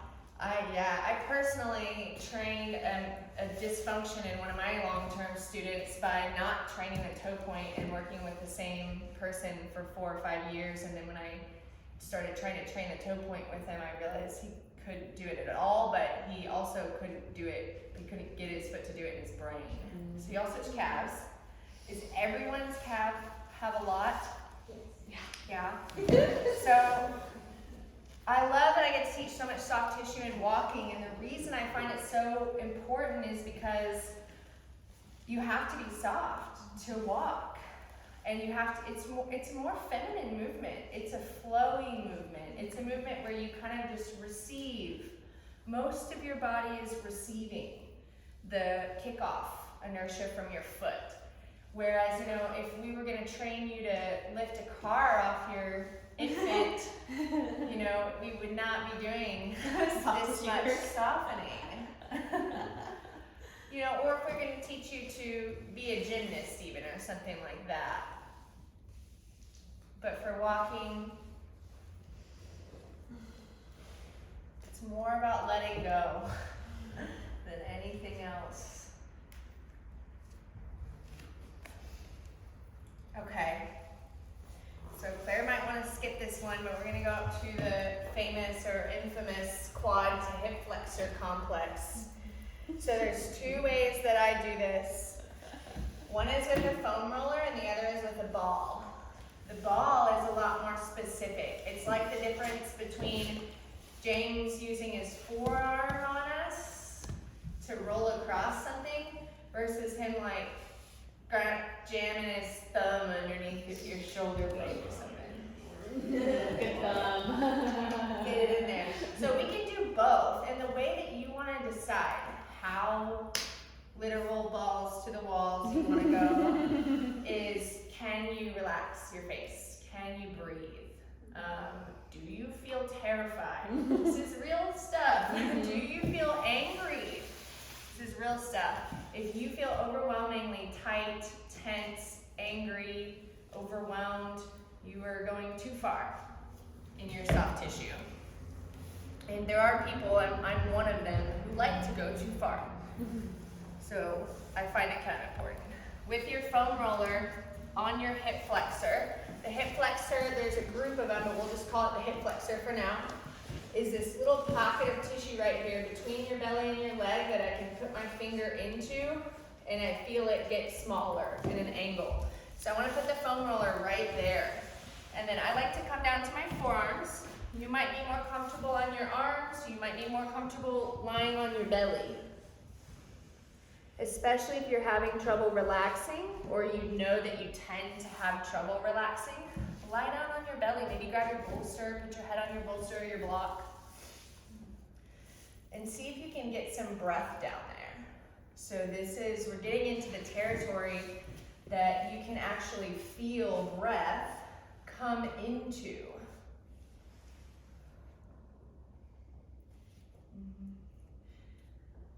And then on the hip flexor, you can do some movements on the hip flexor and all the way down to the quad. You can bend that leg. You can try to lift it and reach your heel towards the ceiling. In that position, you can wave your knee from side to scrub it. You can like wave it parallel to the ground, like shift it from side to side, the whole leg, or you can twist it. Right, so I'm demonstrating both of those. Here's a twist. Here's one twist, a twist in my thigh. Here's a twist in my foot. And here's a shift. There are all different ways that you can use your body to change this. And with the foam roller, this is what you do all the way down to your knee. Same thing, pick a new spot, try to see what it feels like to bend your knee. This is gonna lengthen the tissue, so it'll make it more intense most likely. Try to see how you can move both your thigh bone and your knee and your ankle and affect it. And then move down a little bit more.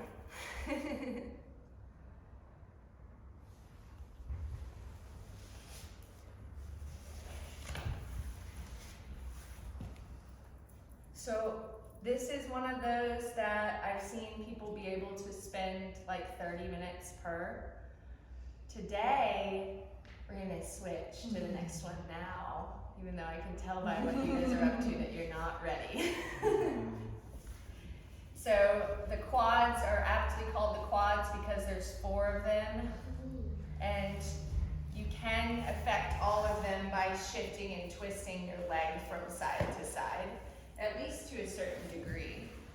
So you all go over to your other side, and just like all of everything we're gonna do, notice which side is tighter. Notice if one side makes you feel different, whether it's physically or emotionally.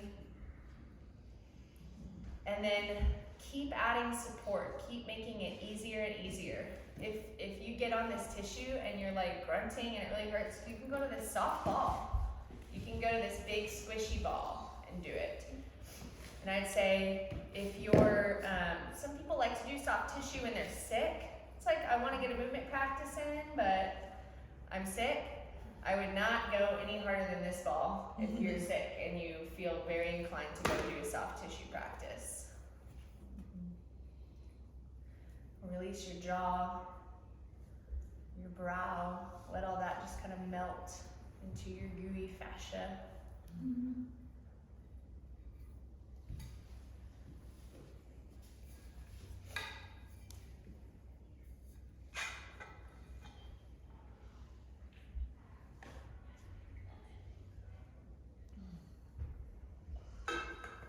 Okay, so a couple more places to cover.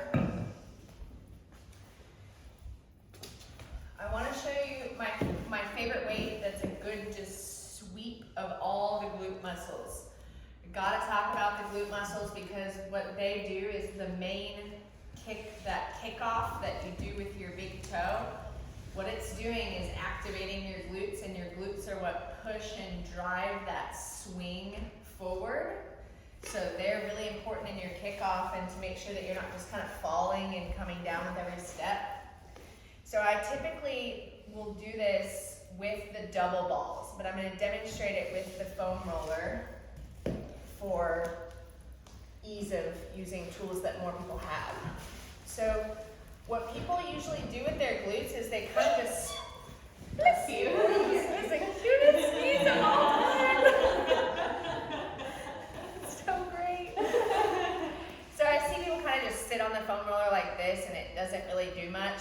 What we want to try to do to get all the muscles with this roller is come to your side, and rather than pressing yourself down onto the roller, demonstrate it from this side.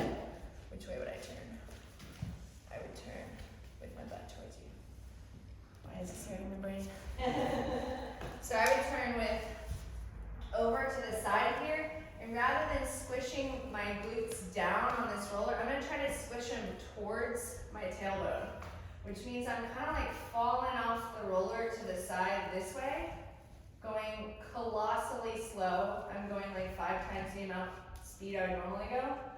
And I'm trying to smush up some of my butt tissue and smush it towards my tailbone. And that just kind of gets underneath some of the bigger, meatier muscles there and gets into what's below it. So this works pretty well with this roller. It does actually work better with double balls like this, so I'll demonstrate that too.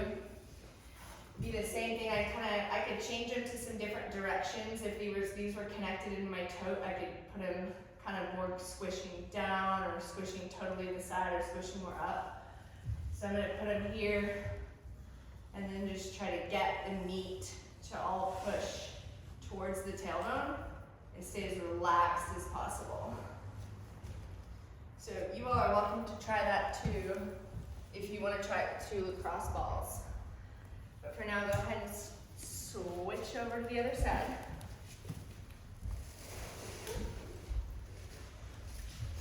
Did everyone feel that picking up the meat and pushing it towards the midline rather than just pushing down into it? Yeah, that makes a lot of sense. Okay. Yeah, the balls make a difference. But yeah, over the foam roller, the balls do make a very big difference. They're a lot more pressure than the foam roller. So if you're new to soft tissue, that kind of tells you just start with what's simple and doesn't make you want to scream. Yeah. So while we're here, we're gonna do one more little muscle that just kind of gets in the way because I believe it's part of the lateral movement and the spiral movement, but it really is just part of loading up your hip, and that's it's called TFL, tensor fascia lata. So the way I explain the tensor fascia lata is finding it because it's small and short, is if you're gonna put your hand in your pocket and then move to the side, like an inch or two, yeah? So it's almost like where your hip flexor is, but it's over on the side. It kind of you can feel it bend a little bit of flexion. So the way I'll get to that is on my side body, and take your roller or double balls and just kind of look for that. Put my hand in my pocket, move to the right or left a little. And you're gonna know it when you're on it because it usually has a lot to say and it's typically really tight on people. So if you don't feel that, just keep moving around. And it's a very small spot.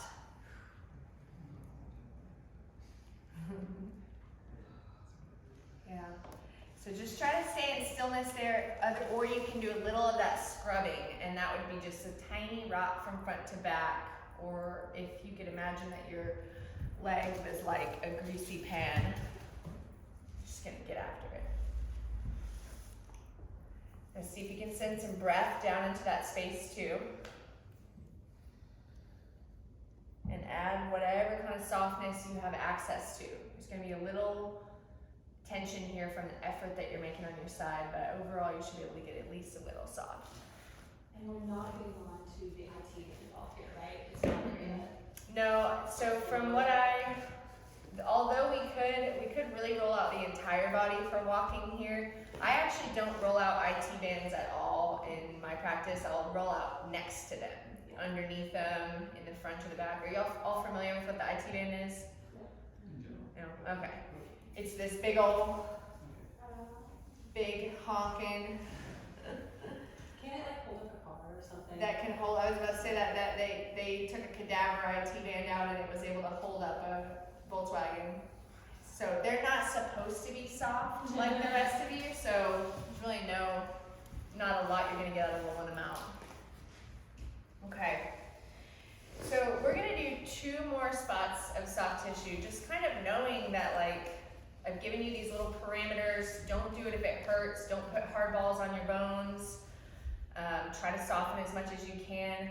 You will affect your walking by doing all of the soft tissue in your body, even your hands, even doing the same effect that we did on our feet.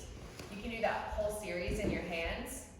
It's a little different because it's shaped a little different, but it's not really that much different. So we're just gonna do 2 more spots, knowing that we could spend the rest of our time here if we wanted. And we're gonna do them both with this big squishy ball. So the first thing I want y'all to do is come into hands and knees and start taking some breaths down into your belly.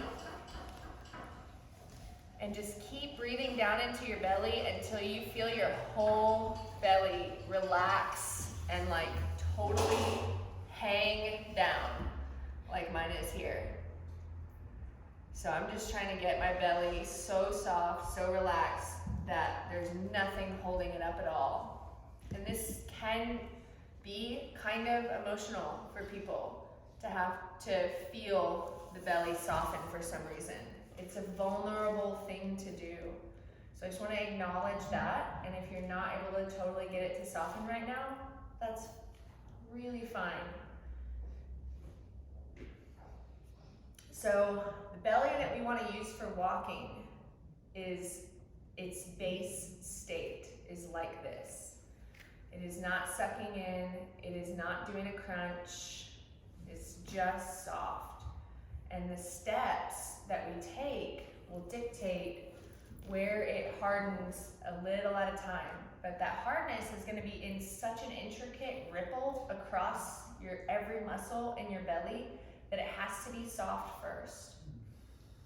So take some breath here, and you can come up onto your fist or come onto your forearms if your wrists are not liking being in this foundation. Just take a few more rounds of breath.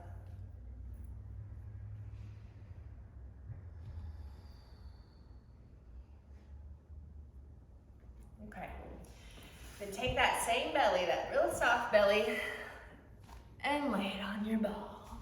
So, there's a good chance I've blown up your balls too much for you. I just wanted to start with the most air in the ball possible. Go to the right or the left to start, not right in the middle. And let's start kind of down by your pelvis first. And if you feel queasy or panicky at all, let about half of your air out. And then if you still feel like it's too much, then let even more of your air out. So most of the times when I have clients do this, I just want to give you guys the most air, just in case, because it's easier to unblow than blow up. But most people use them about like this. And what I want you to do here is stay and take a big inhale into that ball. And when you take that big inhale into that ball, you're going to contract your abdomen, try to squish the ball, try to crush it, and then relax. You want me to do it for you? Here, this one's actually done. So since you, let me have that big one actually. Let me give you a smaller one. Give you a smaller one. So, the goal here for having this ball on your belly is to get your belly to be so soft that it like eats the ball. And you can tell if your belly's not soft, if the ball feels like it's bumping up against anything hard, you're tense, because there's nothing innately hard in your belly unless a muscle is contracted. So a couple things about being on your belly here. You want to make sure that you don't have too much air in your ball. Avoid going on the very middle of your belly. That's where your linea alba is. It's just a dense fascia line that kind of makes you queasy when you press on it. And then the other thing is if your belly's not softening, you want to contract and relax. So what I do is I'll try to crush the ball, and then I want to exhale and completely soften everything I can. And then I'm going to do that again, like 2 more times. Inhale all the way, as much air as you can, all the way down into your belly. Hold your breath at the top, contract your abdomen, tighten everything, try to crush the ball. And then relax. And usually by the third time, people's bellies will soften. And when that happens, I just want you to stay here and sense everything that comes up, every sensation, every emotion, every thought, and see if you can just invite it in with softness, with an attitude of curiosity.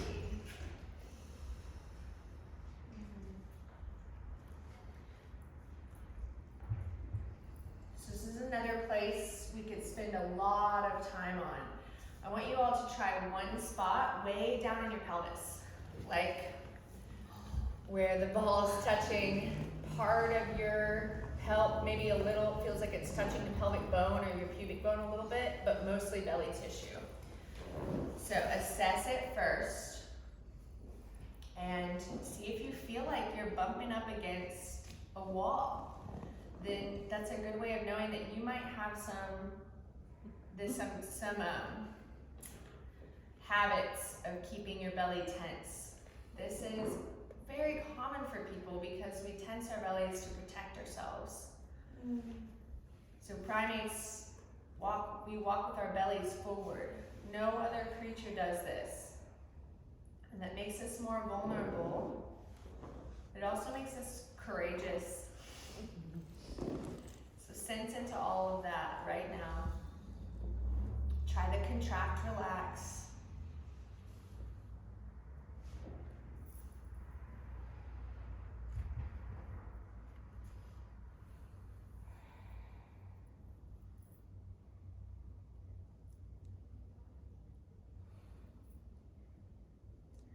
Okay, pick one more spot. And have this spot be more on your side body. So you could have it kind of on your side, kind of on your front, or totally on your side. And then see if you can relax your head down, grab your bolster or your ball if you want to put your head on something.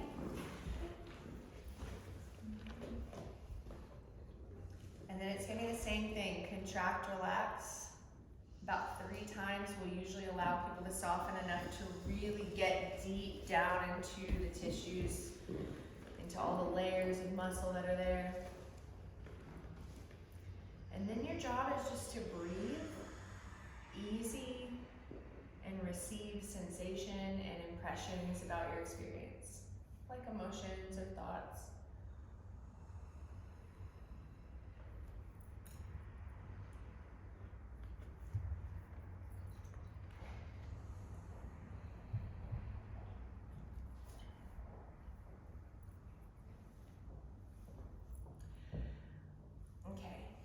So y'all come up to seated. I'm going to show you one more technique that I use here.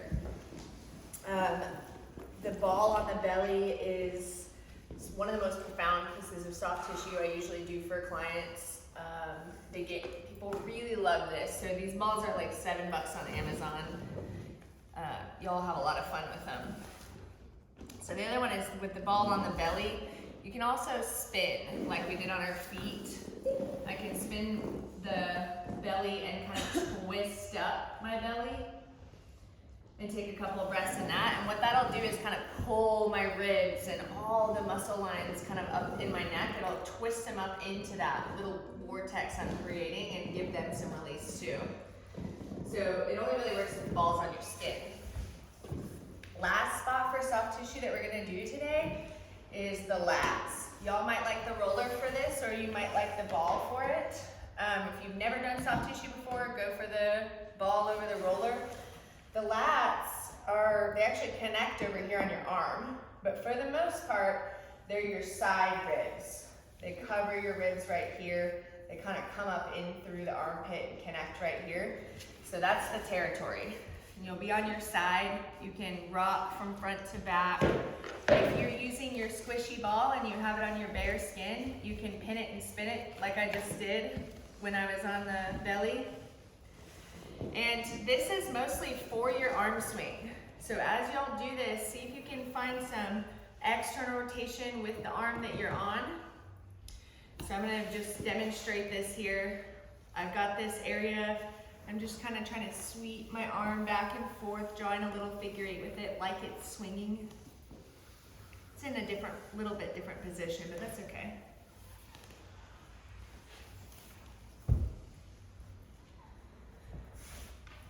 And you want to try to get your neck to relax here, especially if you ever have neck pain. So just grab your block or whatever you have by you and set your neck up on it. Sometimes people even like to set it up on this tallest.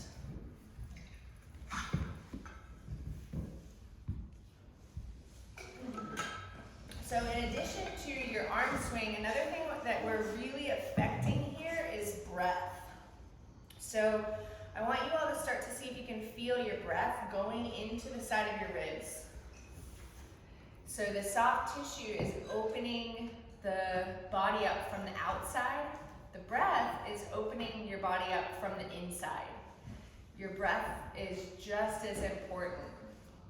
And one of the unique things about having the foam roller here is that you can actually feel your breath in your side ribs. And that's where I want you to try to feel it right now.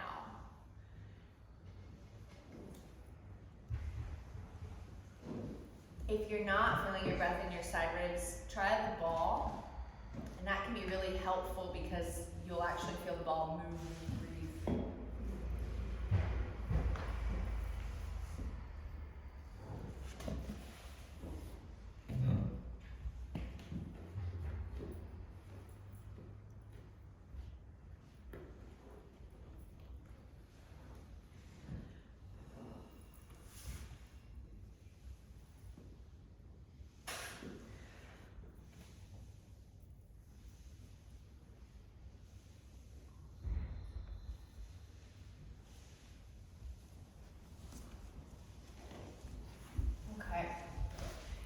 So the rest of the class, we're going to set top soft tissue aside, just kind of knowing that these are the ones that I picked because I see these as the biggest constraints that people experience. But walking is a whole body affair. And so every little bit of soft tissue that you do is going to help with your walk. These are just the ones that I kind of see making the biggest effect. So if you haven't done the other side, spend about just a minute on that side. See if any questions come up for you about soft tissue in general. We'll move on.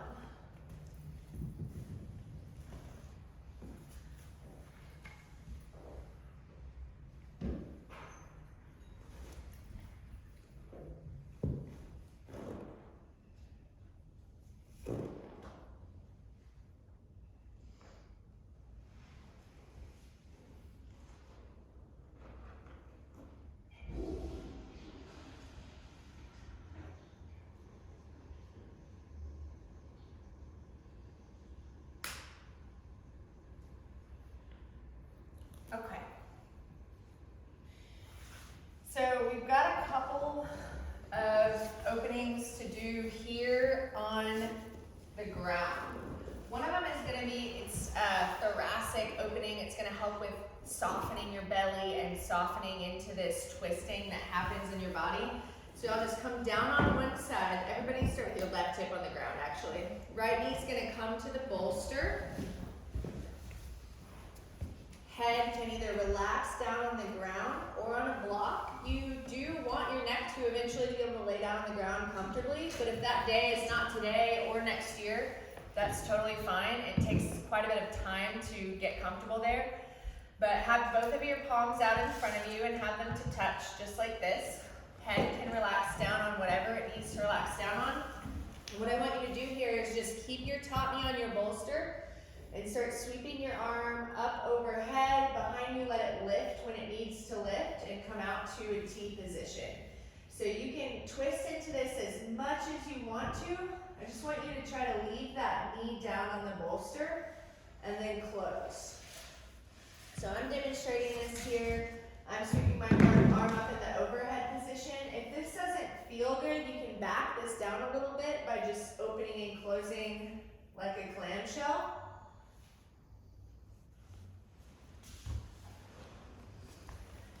A lot of people will like to pair this with an inhale as you open and an exhale if you close. But I think that there's merit to being able to do both. So maybe just investigate that and see what works for you.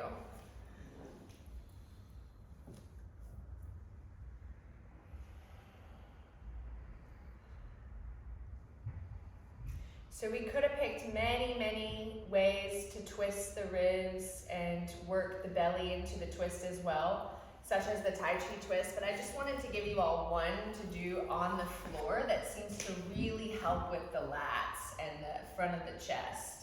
And those are some of the limiting factors of not only the breath that you want to have when you're in walking, which is a breath that you can feel all throughout your ribs. Front, especially sides and back, are going to be the ones that are hard to feel.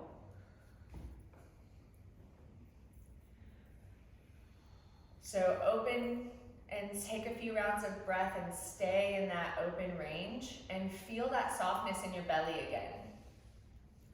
So your upper body is in the position. Your body's really close to the position. If you just kind of like extended your bent leg just a little bit, you'd be exactly in the position that you take a step in.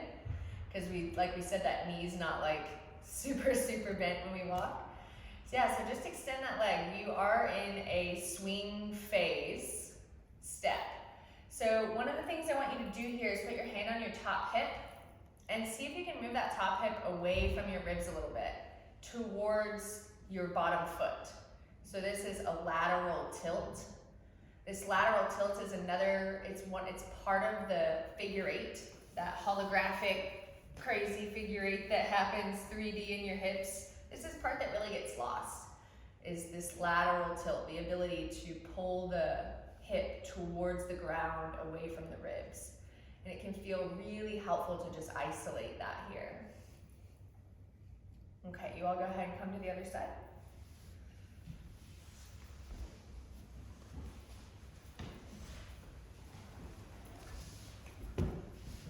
So there's a very big likelihood that the sides are different, and that is totally okay. But in your own practice, what you'll want to identify is the side that really needs your attention, and put your time and effort into that side that is not good at twisting like this.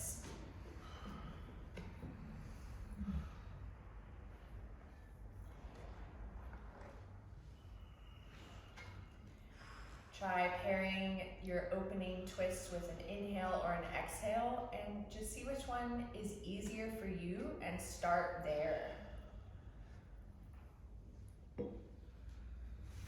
When you get kind of settled, spend a little bit of time investigating that pelvis lateral tilt that you did on the other side, and what it would feel like to be in the actual walking position of having that leg mostly straight, little micro bend in the front knee.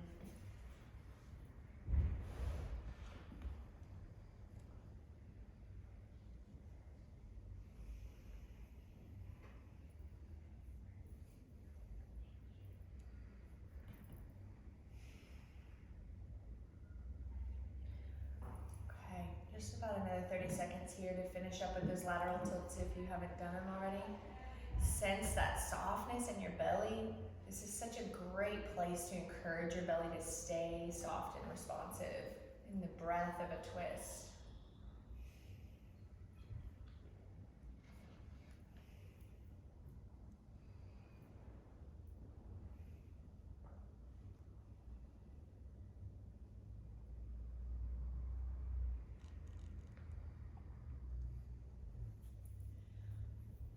Okay, now roll over on your back, set everything to the side. And on your back, just bend both knees, place your feet on the floor, bring your outer edges of your feet to the width of your mat, and let your knees release from side to side, both to the right and then both to the left, and maintain that spread between your feet, so there's lots of distance there. And then it might feel good to bring your arms out to a T position as well. So this is a lot like Tai Chi twist. I told you I'd give you a couple other things that are very similar to Tai Chi twist that you can do based on what you're connecting with that day. This would be another one just like Tai Chi twist. You can lead this with the feet. You can press your feet around in space. You can lead with the hips by feeling the roundness of the back of your pelvis and trying to, like a rocking chair, touch every little bit of the roundness of the back of your pelvis to the floor. And these will all feel a little different. The last one is that you can do this pose or this movement, you can actually do it from your ribs. And that would be to try to smush your ribs around in space from side to side and feel the roundness of the back of your ribs. And now let everything else be soft. And you'll feel different parts of you working. All of these parts relate to walking, and you can isolate them and just feel different parts by using a different part of your body. So for me, when I use my pelvis and my ribs to move my legs from side to side really slowly, you can sense this amazing thing that happens in your core if your core is soft, where the effort rainbows across your core. It almost feels like a little sliding activation goes all the way across your core and then back, and it kind of just waves back and forth as you go from side to side. And this can only happen if your belly is soft and if you're not sucking in. See if you can sense and feel that now, and if you can't, then just keep relaxing, keep softening.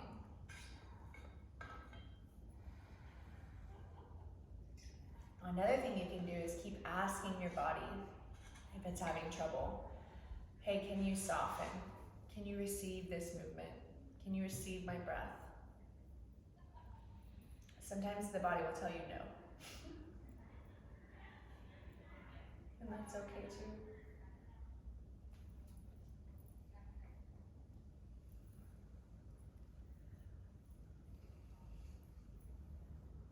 All right. So come to stillness, and from your back, keep everything just like it is. Arms can just be gently out to your side, in the T position, or even relaxing on your belly, just wherever they're the most comfortable. And then pick your right leg up, and I'll demonstrate this as well, so just take a look at me if you're not getting my words. And with your right leg, keep your knee bent and start to externally rotate that right leg and bring it in towards your chest and pull it out to the side. And then from there, you should be able to see your foot. So just in this kind of like half frog funky position. And in this position, I want you to take your finger or just watch and try to isolate those little big toe presses that you found. So it's just gonna feel like you're pressing on the gas just with your big toe mount. So your whole foot does not do the pressing.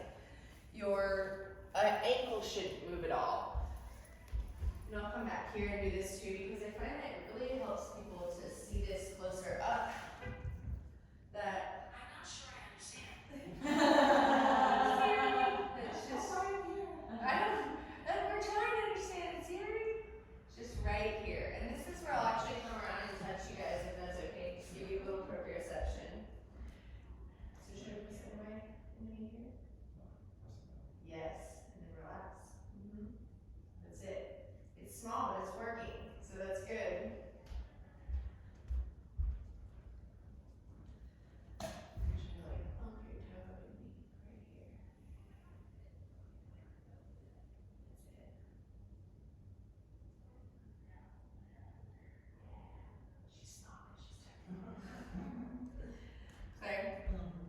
You got it going on over here? So this actually goes back. Big toe goes back like this. And then this presses forward. So it's like, whoa. Big toe comes back. And this punches forward. Yeah. Yeah, you got it. It's small, but it's coming along. So it'll turn into this. When that gets really strong, it'll turn into this punch forward. That can be like, that's my jumping muscle. That's really, or my running really fast like that. Yeah. Okay. So this is an opportunity where you can see your foot and actually work on that, but we're going to turn this into just a little bit of simple core work. So the way that I really like to teach this one is come back, watch your foot, press a couple times, then I want you to point your toe that you're working with. It looks like everyone's on the right leg, and start to scoop that toe internally and see if you can put it on the floor and slide it out as far as you can, keeping just your big toe on the floor. So that's an internal rotation, and we're gonna start to slide it back, externally rotate it, bring it all the way out to the side, punch, just with the big toe mound, punch, punch, and then you're gonna squeeze the foot, point through your toe, Bring that toe all the way to the floor. Just the big toe touches the floor. Nothing else changes at all. Your spine doesn't change. As soon as you feel your low back starting to lift or your low ribs starting to lift off the floor, you've met your edge. And then you're just gonna keep moving. So it's a really soft little piece of core work because it's not really asking your core to be buff and strong. It's asking you to be soft enough to add a little mobility in another place in your body. Okay, I'll switch to the other side.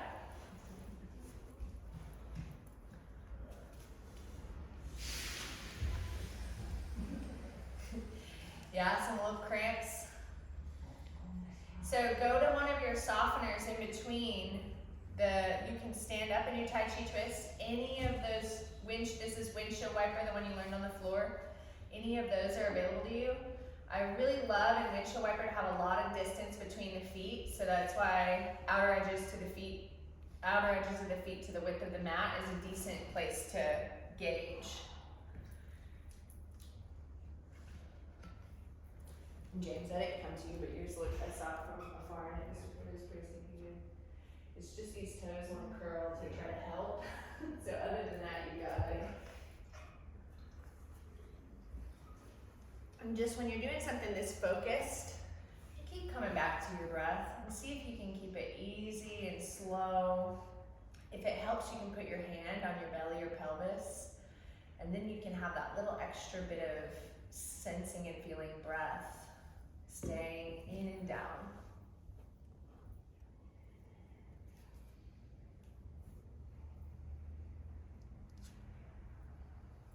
Okay. So one more piece of core work here, and this is called McGill Crunch. It's the only real active thing that we're going to do today, and it's so that you can sense we called them contralateral earlier, where one leg and one arm are doing something different. It's so that you can sense that. And so we'll start with your right leg bent. Left leg's gonna be long. And then I think just bring your left arm down by your side and bring your right arm just onto your chest first. We'll start with a really easy version here. The first thing I want you to do is just lift your left leg up off the floor and see if you can keep your back like you had it on the wall. So remember that you had your low ribs on the wall and you had your tailbone and you did not have your low back. So this is your swing leg. You can actually kind of point your foot here so that you can keep practicing that point and getting the strength in the bottom of your foot, or you can alternate between point and flex. So if this is really easy for you, the first way to progress it would be to take that arm that's resting on your chest, the right arm, and just reach it up towards the ceiling.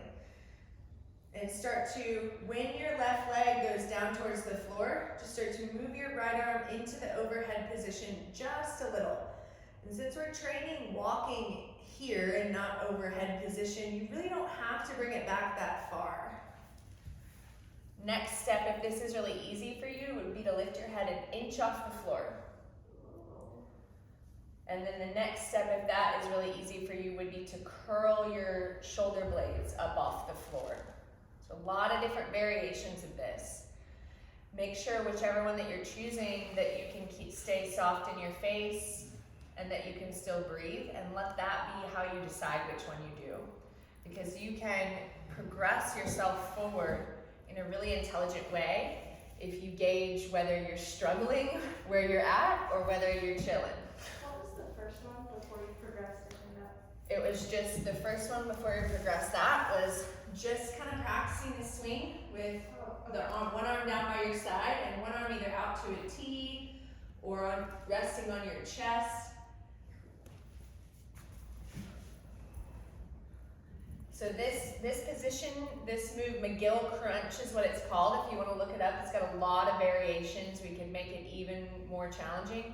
But it can also be a way for you to just investigate your leg swing and investigate how it relates to that spine position that we talked about.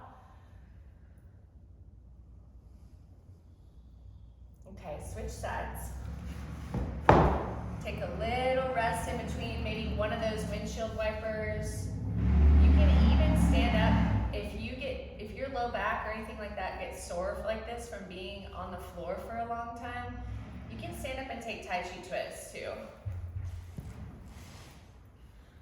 Or whatever would feel good.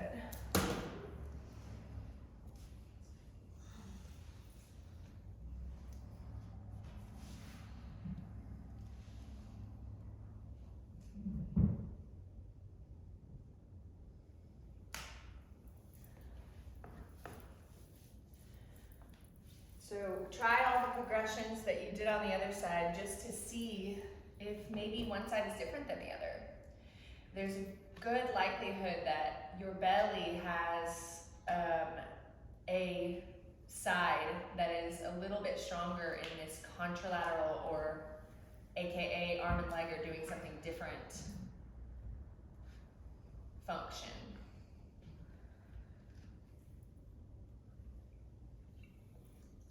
Easy, soft breath into your belly. Your other hand can still rest on your belly if you're finding out that you tend to hold your breath quite a bit. Okay, and then take a little rest. And in a few moments, we'll meet in lunge. And so if you know that your knee is tender down on the floor, just go ahead and I'll grab some blankets and I'll just bring one to everyone, because most people's knees are tender when you're in a lunge with the back knee down.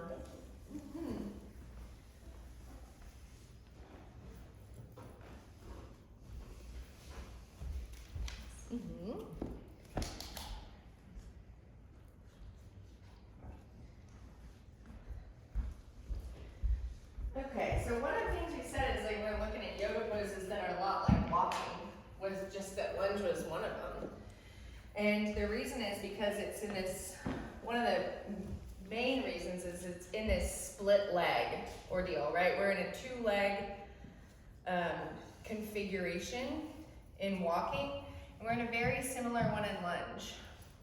But with that being said, I would say spend a lot of time in short lunge if you want to walk well, and I can just kind of say that, and you can take that home and know that to be true. But what I want to teach you here is something different. So bring your left leg forward, come into a low lunge, and then I want to teach you the planes of your hip here. So a lot of times when we see people walking, we see this, the inability to twist, right? So we can twist in lunge. So you can find just a twist in your pelvis. So we're just looking at mobility of the pelvis. So sometimes I'll hold my ribs, and that way I can see, are my ribs twisting, or can I just twist my pelvis? Yeah? So if this feels more natural to you, or if this seems to feel more natural to you in this twist in your pelvis as this moves around, then you can kind of say, oh, that might be happening when I'm walking. For a lot of people, it's this, especially people that pronate, this tends to happen. So then when you spend your time in lunge, you're gonna say, oh, I need to balance the weight towards the outside because it wants to come in. And you can do that by making sure your hips aren't twisting. So another way to sense this is to have your hands on your hips so that you can feel neutral too. We already talked about this one, but the lateral movement right here, this is really important for your stance leg. So we're gonna say, for the sake of this being like walking, that this is basically our stance leg. Really, I could just like lift this up and this would just be my stance leg, and I could, you know, theoretically swing this around. So a lot of times what happens in walking is called a hip hike. That means this is tight. That TFL we rolled out, it's tight, so my pelvis isn't in neutral. You see where my hip points are? So look, just like you did on your side, you want to try to shift that side down. It's harder here, so we did it on your side first. So neutral might feel kind of funny to you. And if when you bring your hands, it helps to have a mirror for this or a camera, but I can tell with the line of my pants too. I'm gonna bring my hip down into neutral. If that's really hard, then I probably need to spend some time here. And what I'm doing is I'm stretching this out under load. Because it's gonna be under load when I use it. So I don't wanna stretch it out passively. Does that make sense? Yeah? Okay. So another one we can really look at here is front to back. Yeah, front to back tilt. So a lot of the times when people go to swing their leg in their walk, if their hips flexors are really tight and they can't stretch and open, then what happens instead is the low back over mobilizes in order to get that leg swing. And we can't see this, right? Because we're not breaking steps apart with every step, but that's what happens. You feel it? After half an hour walking, right? You feel it there. Yeah, so you can kind of just isolate and train this here and map it in your brain. So those are the ones that really apply to walking. I'm gonna switch over to the other side. And just notice the difference. When I'm training for walking in the short lunge, I like to tuck my back toes and kind of get ready for that kickoff, that forward motion here that's gonna happen in the back toes. What you might find is that little action that we were training, the big toe press, it's actually the same action that lets me put all my toes on the ground here comfortably without having to like try, right? Haley, this might be too specific, but if there's knee discomfort with the toes curled under, do you know what that might speak to? Other than just like the pressure of the floor or whatever. It is usually just the pressure of the floor, but it's also when there's knee discomfort here, depending on what it is, it could be that the shin is not moving well. And we'll actually do that in a second. It'll be the last thing we do before we come to standing. And it could also be that they're standing on their knee. Does that make sense? So there's, when I'm in lunge here, it looks like, this is hard to kind of explain except for that you just have to get stronger in it. But after being here for a long time, I've kind of stopped putting all my weight into this knee, and it's actually like equally distributed, right? So there's not a lot of weight there. I could easily just pick that knee up. And some of that's gonna come from opening up your quads. Some of it's gonna come from doing these correctives and loosening things up, but it is really common for people to have pain in this knee. And I think the biggest problem is just dumping weight that knee doesn't have a skill at bearing. Yeah. Would you agree? Yeah, oh, totally. Yeah. Yeah. And sometimes that is because of these planes that we're talking about. Like this one's really common, this hip hike, really common, and it's very dramatized in old people that have this shuffle. You've seen it? Work in a nursing home, you'll see them. They're cute, but they don't feel good. Yeah. So did everyone get a chance to try all the other planes? Twisting. Did you see that your knees wanted to do different things? Like I have one knee that really wants to like twist with my pelvis, that wants to like go internally like this, one that doesn't. So look at one more little mechanic here. And this one seems like another one that people kind of disregard, that to me, as someone who had knee pain for almost 10 years, this is the one that made the difference between me no longer having knee pain almost ever anymore, even when it rains. And I thought that would happen forever. So it's very simple and hard to execute. So this is my posture. I'm sitting up on something. I like to sit on my squishy balls. You can sit on a bolster. I've got one leg folded in.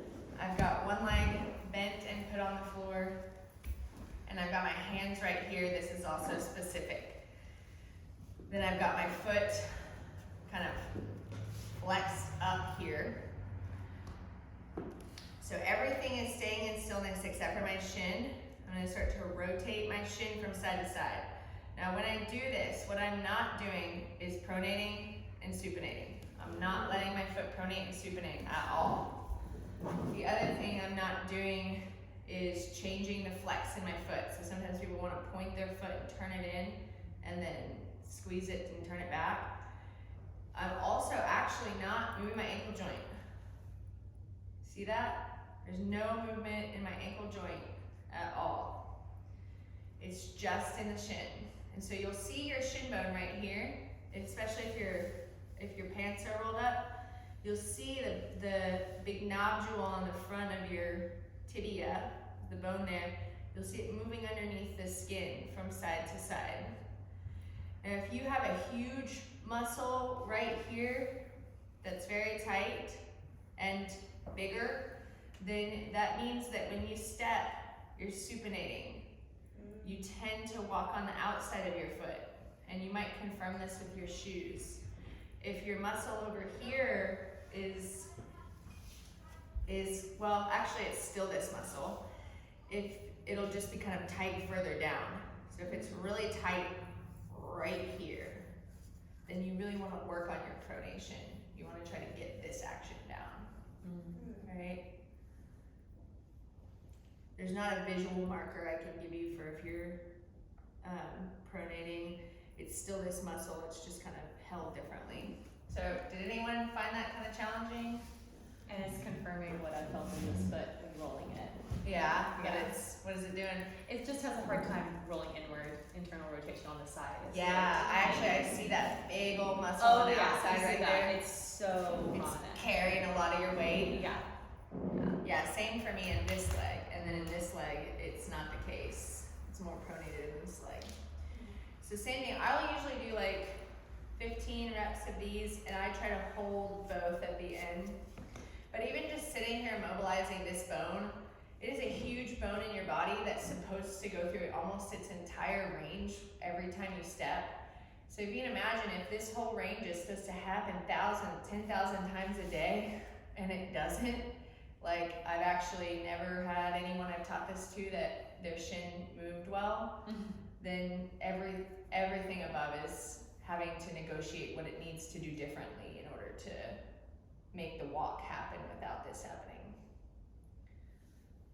So biggest thing to look out for is your ankle trying to do it for you? Is your foot trying to do it for you? Your brain will come up with lots of little tricks to be like, I'm doing it. I'm doing the thing. I can't really tell. Yeah. Yeah, right?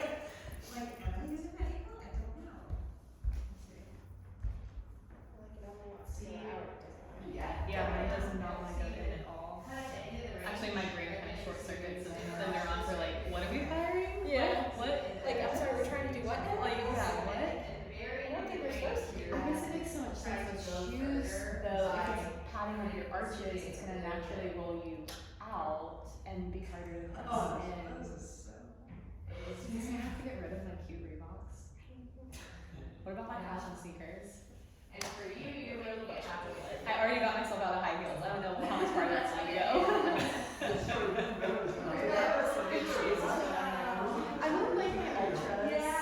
So the hot surface is really It's specific because those it's like shoes. I like posture them. for me is You what know, they makes have different ranges. I think so you can get like basically a step below a normal shoe, or you can get as little as and they're not super expensive compared to some other brands.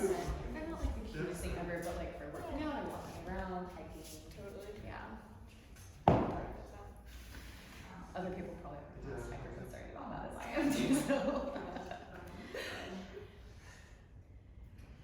So let's come up to standing. And actually, I'm gonna take a really quick bathroom break as well.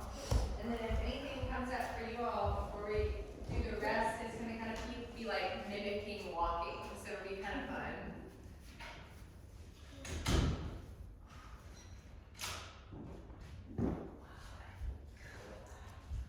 So much. So much.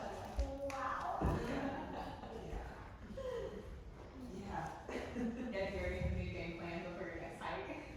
Yeah, like, okay, so 2 hours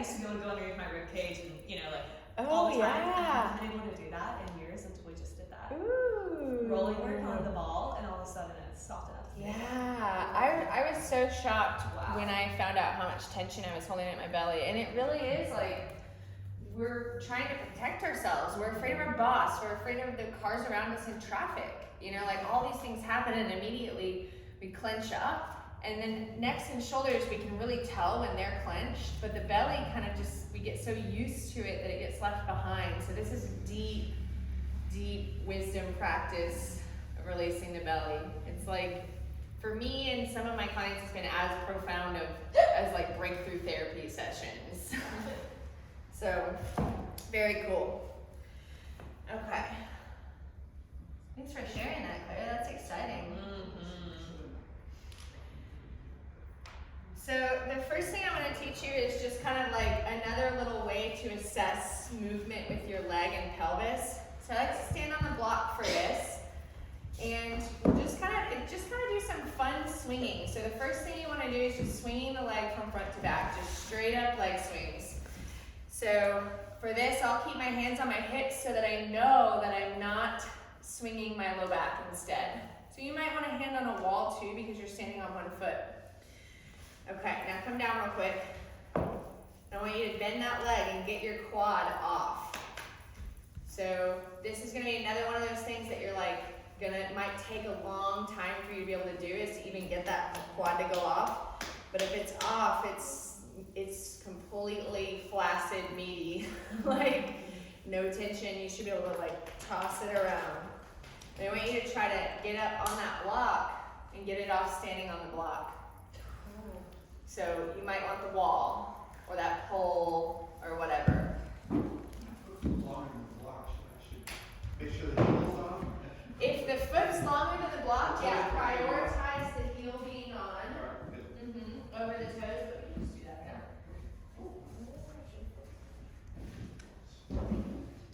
So this is something that will not most likely be achieved in the class for most of you, if you've never done this before, is getting that quad off and standing. The quad should come on in when you step throughout part of the cycle. Throughout this kickoff of the cycle, yeah? But it shouldn't just be clenched on for all the cycle. So What am I standing with? this is gonna be shifting your weight into your heels, just like you were asking kind of earlier.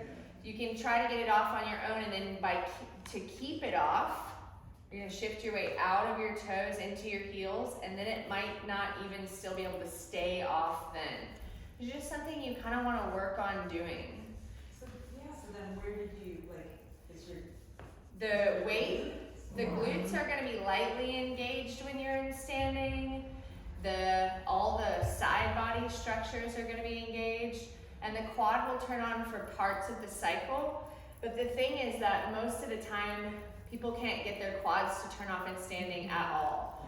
Does that have to do with the shifting forward shift- and Yeah, so the quads are on because of the shoes pushing you forward. Most of y'all probably find your quads are pretty tense. Doing that soft tissue on your quads is a big part of what's gonna even give your brain like a map of your quads. Really get to know your quads that way. So you can do this in standing and just try to get it turned off in standing every once in a while. It doesn't mean you can't do these exercises just because your quad won't turn off. But I just wanted you to kind of touch it a little bit and see. What I find is that when people touch it with their hands and kind of jiggle it around a little bit, it'll help the brain get what you want it to do. It's gonna, and that's kind of a deep work, but that's a big part of just one of the little things in our culture that is keeping people from pain-free walking. Is too much activation in the quads and too little activation in the glutes. Yeah? So when you shift your weight back into your heels, you can flex your glute and get it to turn on a little bit. But you can also just try to get your quad to turn off first. So I'm kind of teaching this whole class from the paradigm of softening and not strengthening, because there's a lot of information out there that you guys can find about how to strengthen yourself for walking, but I feel like softening is what's being missed. And so that's kind of what I want to offer you today. And we should be able to turn on our glute without firing our quad, right? Yeah, you should be able to turn on your glute without firing your quad. Yeah, might be good. Right? So like I said, that's one that's probably not going to happen today. But I want you to start trying. It took me about a solid year of the doing different postures, and maybe in pyramid pose if you're in a yoga class would be a good time to jiggle your leg. Spending time in lunge is going to be a good place for you. You shouldn't have to have your quad on in lunge. It would be a good way for you, like Claire mentioned, super good point. We need this glute to turn on. Lunge is a really good place to try to work and see. Just play with it and see, can I get the glute on? Just touch it. If you don't know whether it's on or off, poke it, touch it, let it know you're paying attention. Yeah. So leg swing. It's one of the ones I'll do here, and you're just gonna put your hands on your hips, or at least look down at your hips if you're holding on, and see if your belly's moving. We don't want the belly to really move here. It might move a little bit in the twisting plane, but the pelvis movement that we talked about right here, specifically, is what we don't want with this leg swing. None of this. That's what hurts the low back. So if that's what you're finding you may be happening to you, this is another great way, hand on the belly and hand on the low back, to just feel. And of course in walking, all this isn't gonna be still. This is all gonna do that spiral, but this is a way for you to isolate it and investigate it and get curious about it and train it. So next one is from front to back and side to side. So this kind of just goes with the internal and external rotation of the leg and trains that to happen in a loose way.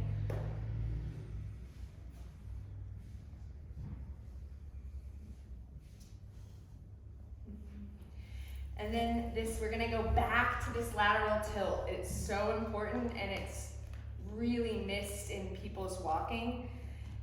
You're gonna put your hands on your hips and try to lower your floating leg to the floor without bending your standing knee or pointing this toe.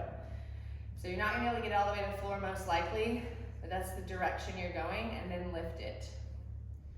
So this is called a pelvic list right here. And the reason this lateral plane is so important for walking is because it is a big part of going up and downhill, up and down stairs, up and downhill. And we'll kind of look at and put all of this together in a sec.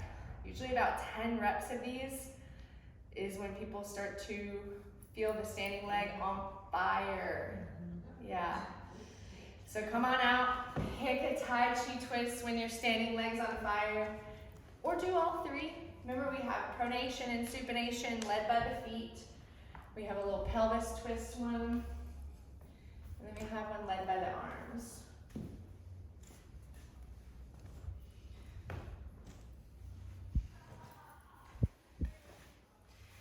And then for the sake of time, let's just go through that whole other side, like about 10 reps in each, just for you to ask any questions that come up about the differences between the sides.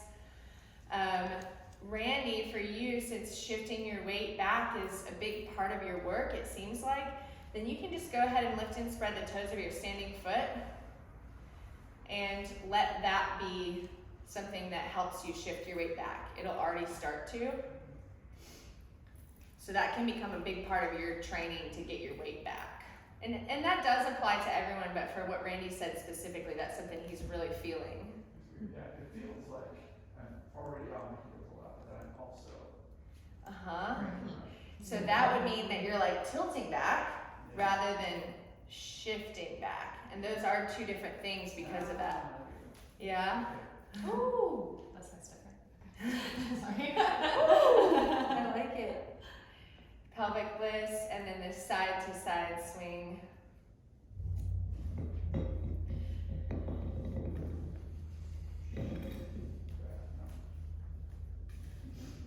And then a little Tai Chi twist.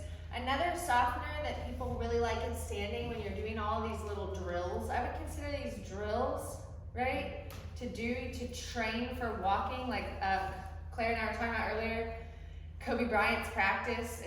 I was listening to a journalism that went into one of Kobe Bryant's one of the best basketball players of all time, and he was doing for 3 hours at 3:30 in the morning, every morning, the most simple, boring drills of all time, even 15 years into his career. And he's like, dude, why are you doing the most boring shit ever? This is so stupid. And he's like, why do you think I'm the best? You drill, that's what this stuff is to me, is like, it's so fun when you become a master of it because you'll see it make your body feel completely different. So we're just doing the drills. We're putting in these little floss in our joints, floss in our fascia. And this is what my students and clients call zombie gorilla. It feels really good for people. I'll sometimes call it flossing gorilla too, but if you have low back stuff that's coming up when you're training this kind of stuff, it's another one of the softeners that really helps the shoulders. Make sure you soften through your neck.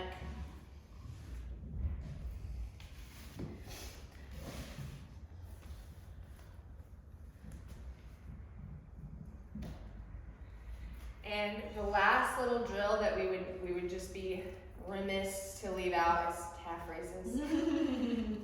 Tens of thousands of calf raises, more than you ever thought you would do, until you can hold up in your little Barbie feet for however long you want. The only little qualifications I'll give you for calf raises is when you'll have to do these in the mirror to see it, but you might be twisting your feet a little internally or a little externally, a little internal, a little external, and not know it. You want, when you're training your first calf raise, for your heels to be like an elevator, up and down. So this is gonna really reveal to you whether you tend to do this when you walk or this, because your ankles are gonna feel like they're being pulled that way. So in a mirror at home, at least do some of these, or look down at them and see if you can get, when you come up, the one I see the very most often is that people's ankles, it's gonna throw me off balance, will do this a little bit when they come up. So it's gonna kind of feel like a pulling to the midline a little bit. And then once you get calf raises, you can start to work on single leg calf raises. That's gonna help quite a bit. And then of course the next state is jumping. Because when you get really good at minimalist shoe or barefoot walking, what you're gonna find is that it's a lot of jumping. When you get to go wherever you want. Once your feet are strong enough and your shins and calves are strong enough, it's never too late. I've got a 75-year-old client who just rebuilt her feet. She's so strong. Yeah, so do 10,000 of all of those. Just Kobe Bryant it out. Do it in the grocery store. You don't have to make time for it. You can do it when someone's telling you a boring story. You can do it, cooking is a good place to do this kind of stuff. Just incorporate it into your life. Okay, a little release, and then we're gonna practice just uphill and downhill on this block, and then take some questions and call it a day. Time flies when you're up here. Do y'all feel like it's been 3 hours? No. Am I that entertaining? Yeah. Or that or the material speaking for itself is what I hope. Okay, so we're gonna practice stepping on the block first. So when you step uphill, this is our little mimic of step uphill. It's not gonna be exactly the same, because if you're stepping up a hill, your foot's gonna have to land like that, and that's when it's okay to really put your heel down, right? So for now, we're just kind of speaking to stairs and not a hill. So when you come up, there's this kickoff of your back foot. So the first thing we're gonna practice is your little calf raise that your foot does to get you up there. So if you're going up these stairs, every step you take, it's that big toe function that we talked about that presses you up there. Otherwise, all of the effort's going in this knee hinge right here. And your knee shouldn't have to do it all on its own. Shouldn't have to take that whole load. If I kick myself up there, my knee doesn't have to work so much, and my knees don't hurt.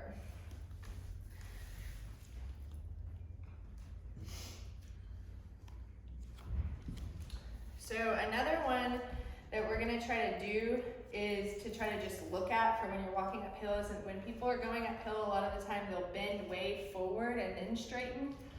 So I want you to see if you can get your knee over your heel. And this is really gonna require your kickoff. As you come up, your knee's not gonna go forward. It's just gonna extend back. So this is that knee extension that has to happen. So when you're looking down, your knee should never go past your heel. That's one you'll really just have to train. So this one, when you're on an actual step, usually your foot's a little bit farther back than like right here. It's gonna be really hard if your foot's not there, but if you step it back to like where it would be for a normal step, then it makes a lot more sense. So what you'll find is when you do this, more of the effort goes into your core and into your hip and out of your knee again. Because if it doesn't have to be in this is an okay range to train, but it is an advanced range to train. So we want to get this knee over the heel mastered and then start to work into this range. So try the other side.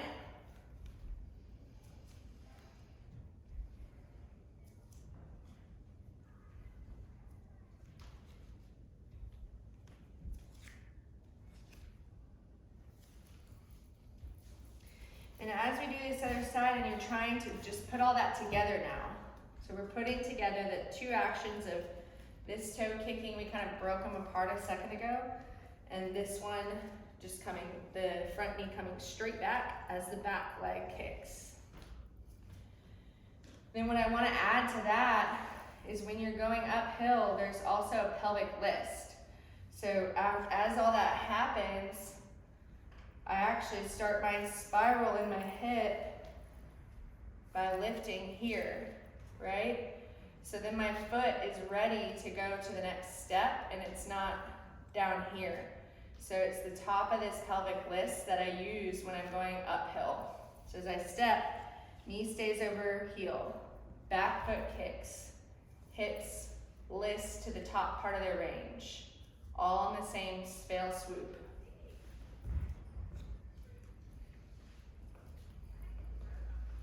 And then for those of you who are feeling like toes curling over the block instinctively, just try to lift and spread your toes and see how that affects it. Yeah? Okay, try that on the other side.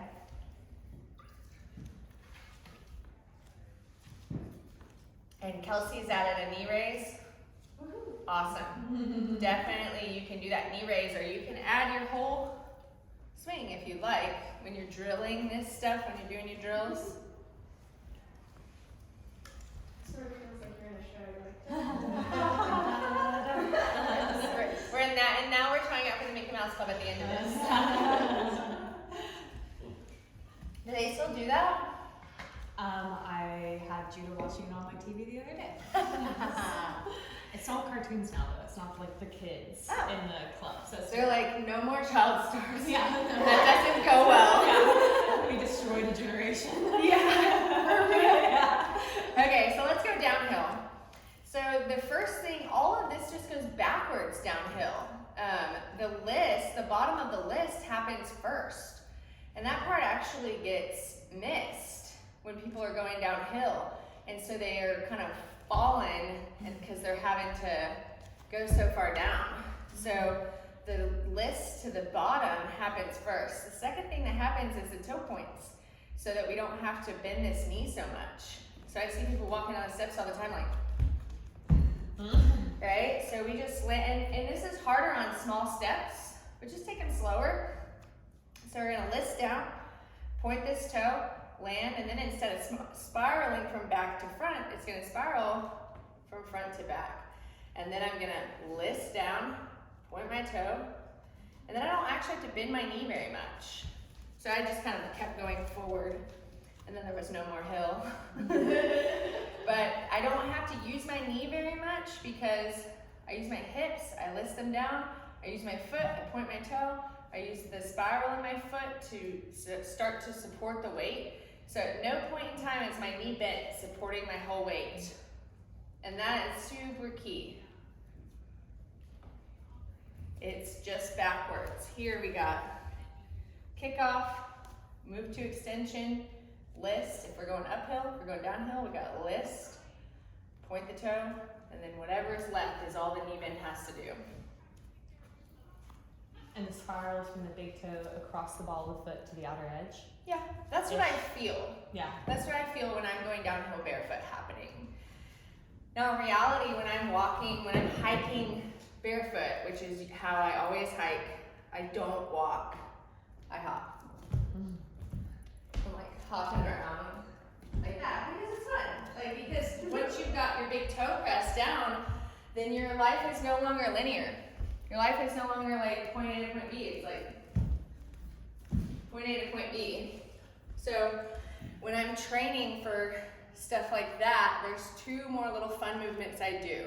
And one of them, I think I call these skaters, but it's just hopping from side to side, catching myself. So this is like advanced, once you get all that down and you've mastered it. And then the other one is, so try that if you want, it's fun. You just use your arms to swing you around like the Minnie Mouse Club. You can land on your toe and then let your heel go down. When you're hopping, you're always gonna be up on your toes, like your calf raise. And then your foot will spiral. It acts like an accordion, Claire. Mm-hmm. It's like, it catches the weight here and it goes shoo. So that as your foot accordions down, it absorbs the shock in the arch of your foot. Does that make sense? Does that make sense to people other than Claire? Okay. Other than Claire and James. I can be real sciencey, so for me, simplification is very challenging. Okay, last one that's just for fun is just a coordination drill. We've got single leg calf raises, paired with leg swings, paired with arm swings.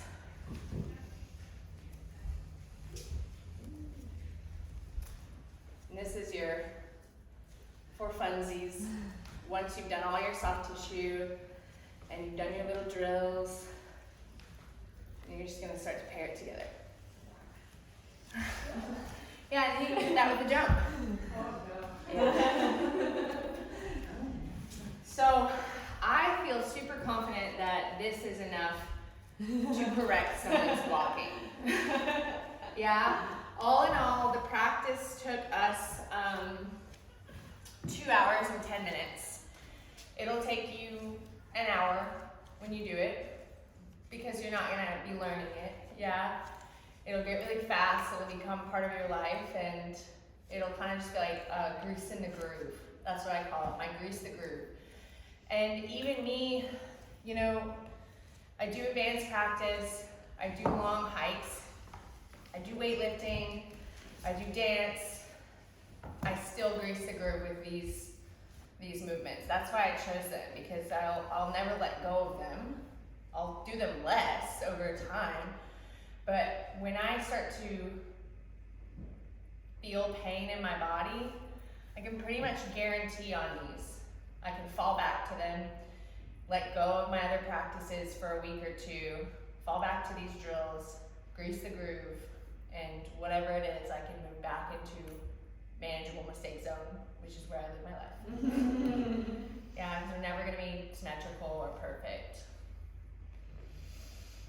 Yeah, we got a little bit of time. Oh, no, we don't. Yeah, we do though. I really thought we had 10 minutes left, but I have 10 minutes if you all have any questions or if you have 10 minutes. Alright, my main question is, you're gonna put this up on YouTube? Yes, I'm gonna share this practice with you. Yeah, I'll share 2 versions of it with you guys, and I will send you my notes. Okay. My notes have it all written out with my language in a very similar order that we did it in. I'm gonna get your email addresses, and if that's okay with you all, I'll email you a copy of my notes, which are handwritten, but I really try to put them on my good handwriting. And then you'll get 2 versions of this video. That'll be yours to keep. And a link to the balls. And a link to my affiliate ball. So let me tell you about the cheap way to put a kit together. I was just talking to Claire about how they don't make a kit that I want. And so I want to make my own kit.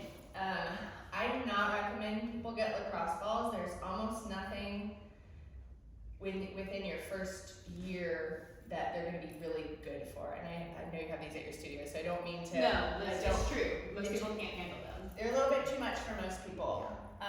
Yoga tune-up balls, I'll send you guys a link to. They're just a lot softer.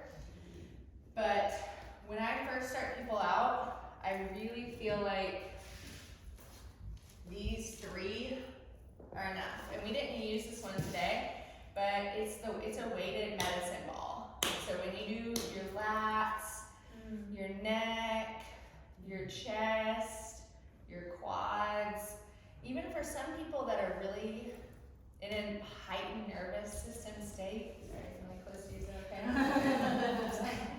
My bubble's really small, so since COVID, I've really been struggling to learn about spatial boundaries.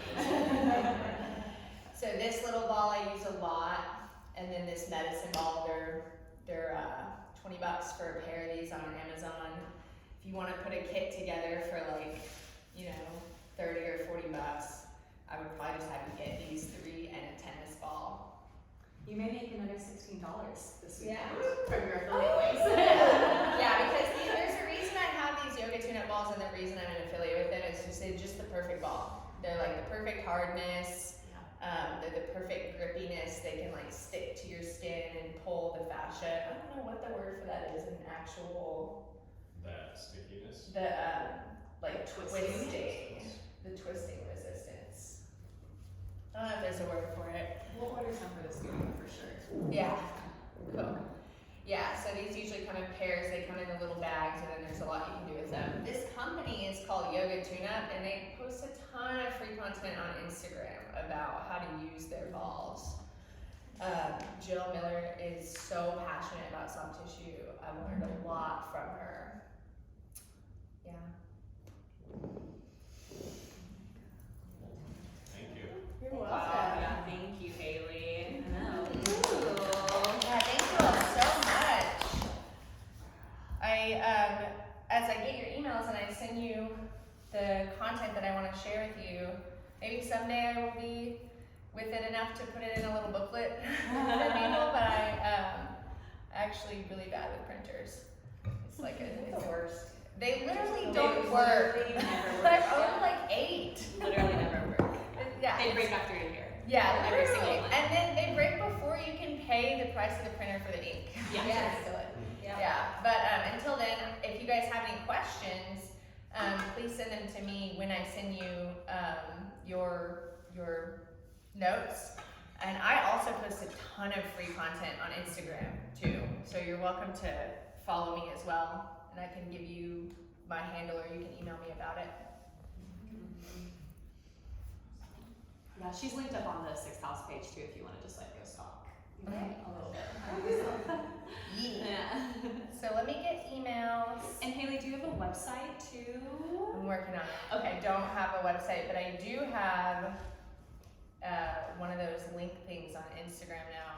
Linktree. I have a Linktree. That's gonna be, the website will be, it's coming. Yeah. It's coming. We are very happy to have Haley here. I've known Haley 5-6 years. 6 years now. Yeah. Through our connection at the Shala with some of our teachers, Matt and Holly Krebs, and I'm just so glad you came down. She's been doing a lot of work in Northwest Arkansas, teaching anatomy for different teacher trainings, doing these workshops, building out her own movement tent. What's the name of it? I just started calling it the movement tent because that's what I call it whenever we're where am I? And I'm in the movement. We have 2 tents. She currently lives in Vineyard while we're talking at home. So there's the living one and the movement one. And so it became the movement tent, but now we'll be offering, so hopefully Claire will come and teach a workshop with us. If you guys are in Northwest Arkansas, it's the.movement.tent. I just made the page yesterday.